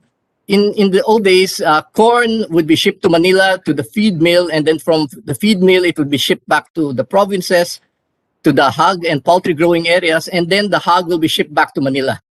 Why should that be the case? Why doesn't everything happen at source? And then you ship the hogs, not live, but in fact, if you box it, it's much it's better. I mean, internationally, we do not import hogs live. We import hogs frozen because that is the safest, cleanest way to move cargo. So anyway, the other myth is domestic shipping is more expensive than international shipping. I always get asked this question: how can international shipping afford? Give me a $1 freight rate from, in this case, Kaohsiung to Manila, and then you are charging me 20 to 23,000 pesos freight from Manila to Cebu. So you think, how does that happen? Well, let me show you. It's very different. This is the Kaohsiung rate. It's $1. Then they have an origin fee of 1.8, an origin fee THC of 5,600, a Manila dock fee of 50, container imbalance fee of 350, Manila THC, peak season surcharge. You add that all up, it's 44,959. In Manila, in domestic shipping, we charge 23,000 or 20 to 23. I'll use 23. It varies because domestic shipping is deregulated, so the different lines can charge different rates. Arrastre, Manila, Arrastre Cebu, Wharfage Cebu, and Craneage are all PPA charges. That's not the lines control. In fact, if you want to charge it direct to PPA, that can be done. So we only get the freight. It adds up to 27,512. So we are very much lower, but in line. Okay. I agree that international shipping has other cost items which we may not have, and we may have cost items which are different. But it's in line.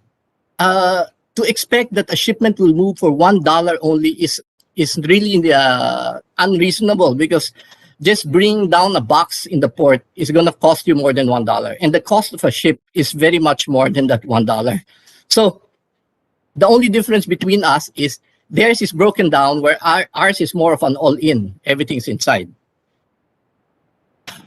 So shipping follows trade. So the economics of scale is important. If there's a lot of volume, then our ships will be bigger. The ships will be bigger, our unit cost goes down. But domestic ships are small because the trade is small. And honestly, it really doesn't matter. Not only the trade is small, but also the port facilities are not there to handle the bigger ships. If I was to bring a big international ship to Zamboanga, it won't happen because Zamboanga does not have cranes. It's not deep enough. There are not enough berths. So it will never happen. We will always put small ships into Zamboanga until that facility or that port is expanded and modernized with new equipment. So again, this condition will be faced by any ship owner, whether it's owned by Filipinos or foreigners. So sometimes opening up and saying cabotage or allowing foreigners to come into domestic trade, that will not automatically bring down freight, because it is the conditions in the market which cause the high freight rate. Now, an example, again, in the Philippines, we're a feeder economy, but then the ships that come into the Philippines that feed cargo for international are around 2,000 to 3,000 TEUs. Then they connect with the mother vessels in Kaohsiung or in China or in Singapore, which are 4,000 to 18,000. But believe me, there's no more 4,000 ships going to US or going to Europe. They're all around 15 to 20,000 right now. In Manila, for corn, Panamax ships are around 65,000 metric tons. So the unit cost is very low. In the Philippines, our feeder ships are around 350 to 750, and it doesn't even get full at 750. Ro-ro ships are 80 to 150, but I know one of our members just brought in a ship which is around 300, but that's a small ship. That's only one vessel. Our long-haul vessels, which are the Manila to Davao as an example, is around 400 to 1,000 TEUs, and 1,000 never gets filled up. Corn from Mindanao to Manila when it goes with us, are 20 metric ton lots in a container. So you can imagine the amount of labor, the the amount of trucking that has to be done for that. Now, we talked about the ports not being up to par. In Manila, there are. I'm just going to talk about container cranes because if this is a very big cost to us, because if there are no cranes in the ports, then every single one of our ship will have to have a crane. If all the ports have cranes, then we can buy ships without cranes, and the cost is much lower, and the productivity is much faster. In Manila, the domestic port has cranes. Batangas, the domestic port does not have cranes. In Cebu, yes, they have cranes, but not everyone can go under it because they're not enough. There's only 3 of them. Cagayan de Oro, there are cranes, and again, it's disparate, but not everyone can go under them, again, because of the numbers. Davao has no cranes. Bacolod has no cranes. Iloilo, no cranes. Tacloban, no cranes.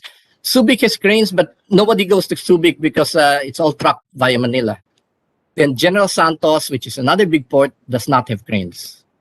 So, honestly, we have to get out of the tingy trade and consolidate. We have to have bigger markets. That's the only way to bring down the unit cost. Domestic shipping lines are your partners. We've been there. We'll always be there. In fact, I continue to have discussions with the Department of Agriculture and DTI on the vegetables out of Mindanao and see how we can help them. Our next meeting is June 2 to see how we can help them. But they have to come up with the volumes because if it's too small, the cost will be much high. It will be too high. It won't be sustainable. Now, people ask us what we can do or what's the problem. DTI already had this study in 2015, and one problem they said was productivity. Inefficient port and terminals. Lower productivity means higher cost. IFC said the same thing in 2012. And honestly, there's not been much change in the ports. Economies of scale, even DTI said, economies of scale and balance of trade is very important because right now the trade is so imbalanced that laden containers go to Visayas, Mindanao, and empty containers come back. So someone has to pay for that empty container. So it's the cargo which moves which pays for that. So DTI said larger ships, cheaper unit and volume, but the ports have to be able to service them. And then, DTI they are behind in clustering. They have to cluster industries so that industries grow in these areas and the volumes will grow. Something that's also local lines is taxes paid by domestic and foreign are very different.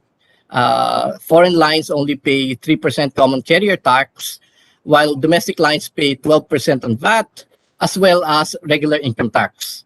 So anyway, that's a study there. Huge. That's massive. Yes, so when people complain and say, is it different? Well, we're already different. In fact, in fuel, we continue to be taxed on the fuel. And again, there's another tax coming up on the tankers, an excise tax on the tankers, which is coming up.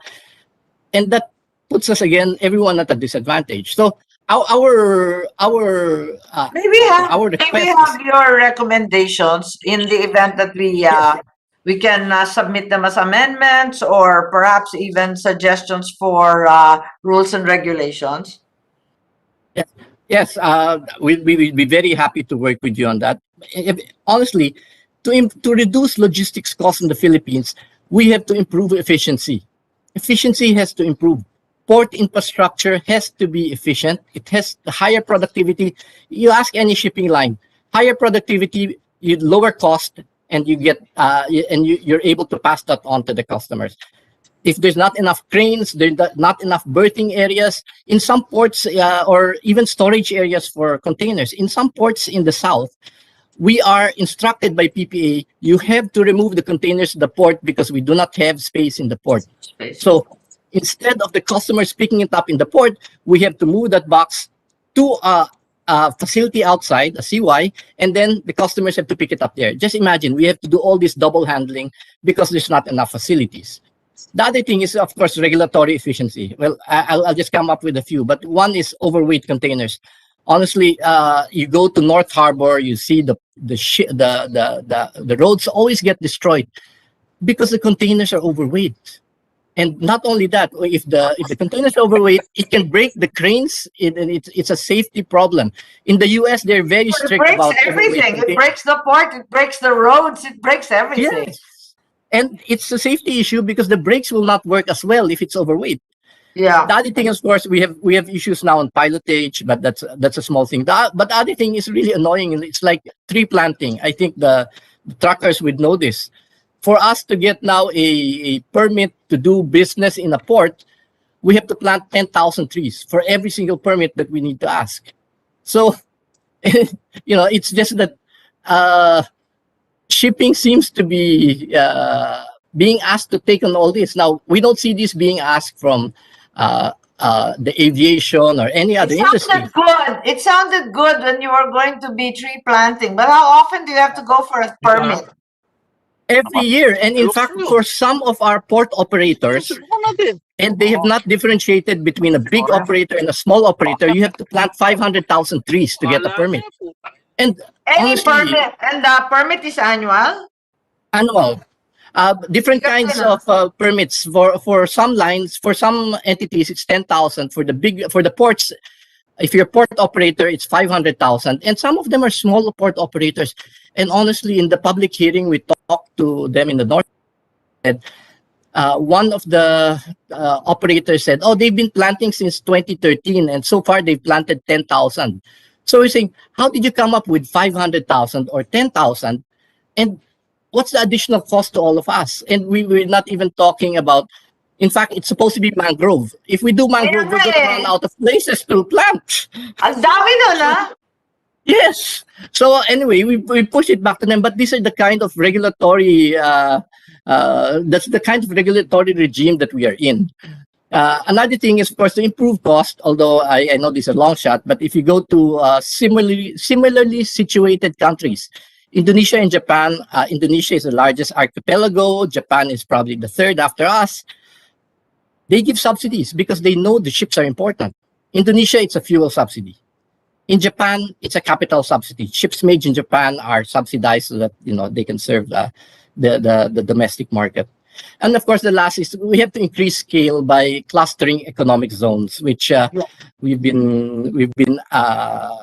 is the only way to one, reduce the trade imbalance. So if more things are created in the south, then the containers move on a round trip laden basis. So, but if it moves on a one way, then you have to pay for that. Someone has to pay for that empty. We've been campaigning for more economic zones, but until now, not a single one has been approved. Unfortunately, as this not perceived as increased trade or more employment or investment, it's simply perceived as the diminishing tax revenue. But there's really, if done properly and in the right places, it will increase employment and it will reduce logistics costs, which will make us more competitive. This is what Indonesia.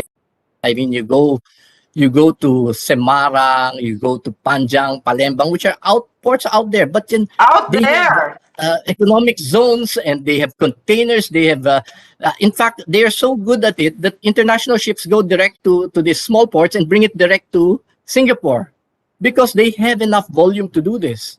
But I cannot imagine an international ship going to Tacloban. Right now, they only go to Cebu, Cagayan de Oro, Davao, Gensang. Zamboanga, they want to go in, but there's no facility. They cannot go in. The ships will suffer tremendous delays. So a lot of the international lines don't want to. But there is some cargo. There is the canned seafood which can move out of there. So this is really our request. It's only the tinned sardines and so on that can go out, no? Yes, but you can build on that. At least if the ships can come and if build other industries which are other products which can be exported, you already have the ship. Right now, if you start something in Zamboanga, you have to take it to Manila.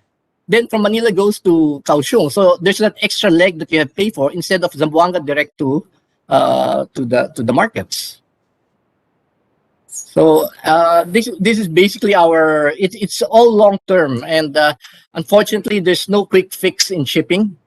And we really hope that people understand that domestic shipping is affordable. It's not cheap because the cost of ships, the cost of fuel is expensive, but it's also not that expensive. It is affordable. It's economical.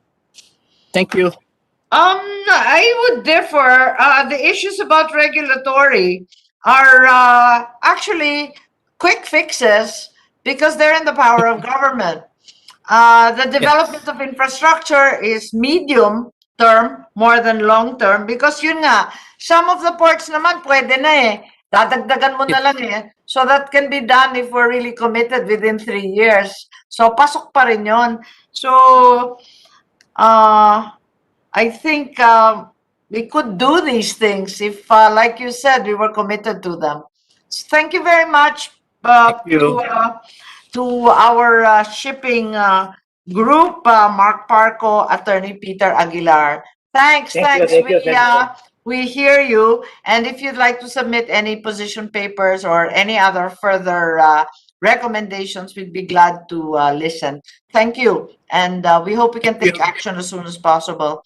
So Marina is your regulatory agency. That's Yes. Marina and PPA are the ones who we deal a lot with. Unfortunately, That's right. sometimes Marina and PPA also don't see eye to eye. So Ayun na nga eh. That's why that's happened on more than one occasion. I'm actually quite familiar. Okay, sige.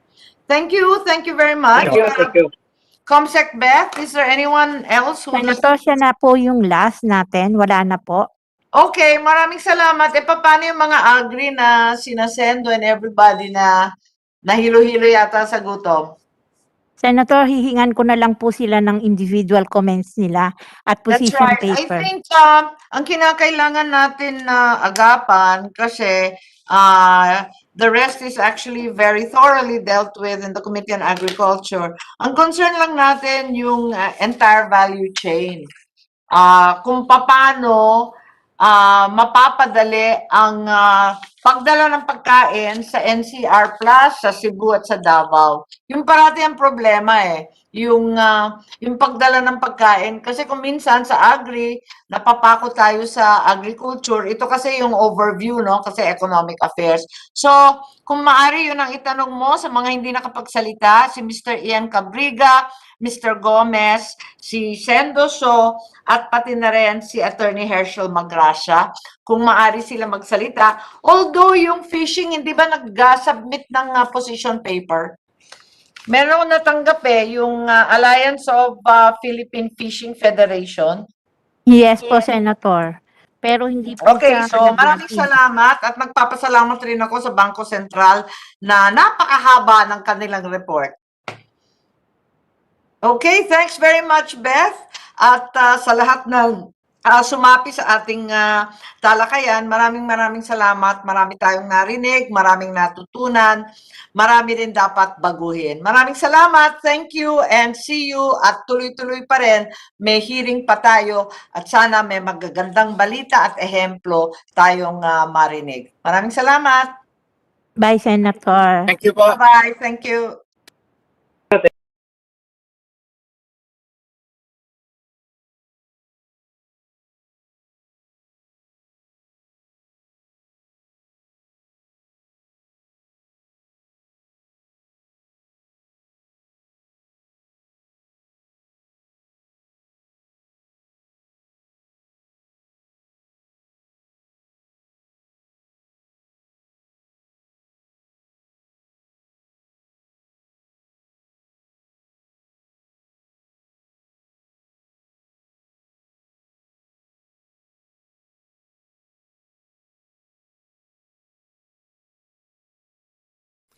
For I know the plans I have for you, plans to prosper you and not to harm you, plans to give you hope in a future. That is found in Jeremiah 29:11. And although it is comforting to believe in a father that has great plans for his children, the reality is that in the same book, it talks about the devil who plans to cheat, steal, and destroy. In other words, regardless of our own religion and spiritual belief, the world is all about choices, making the right choice, making the wrong choice, somewhere in between. So first, allow me to thank all of you for being here today, for braving traffic and taking time out, especially our birthday celebrant, former Prime Minister Kevin Rudd. Thank you, sir. It's such an honor. Of course, our Executive Vice President, Mr. Tom Nagorski, and everyone in the room. Magandang hapon, good afternoon to all of you. Allow me to speak today a little bit about the choices that the Filipino people are making. Also to address not only the elephant in the room, but certain animals in the room. The elephant, the eagle, and the panda. Every first year of a Philippine administration is a time of transition and change. It's partly because we don't have strong party systems. So every administration should build on the gains of the past administration, but should also recognize the weaknesses and strength in order to be able to seek to address these. On the Philippine economy, we are not changing direction. As our economic team led by Secretary Dominguez, one of the best friends from childhood of President Duterte, and as Secretary Pernia and Secretary Diokno have explained and have been doing roadshows, we are strengthening the gains of the Aquino administration. However, we also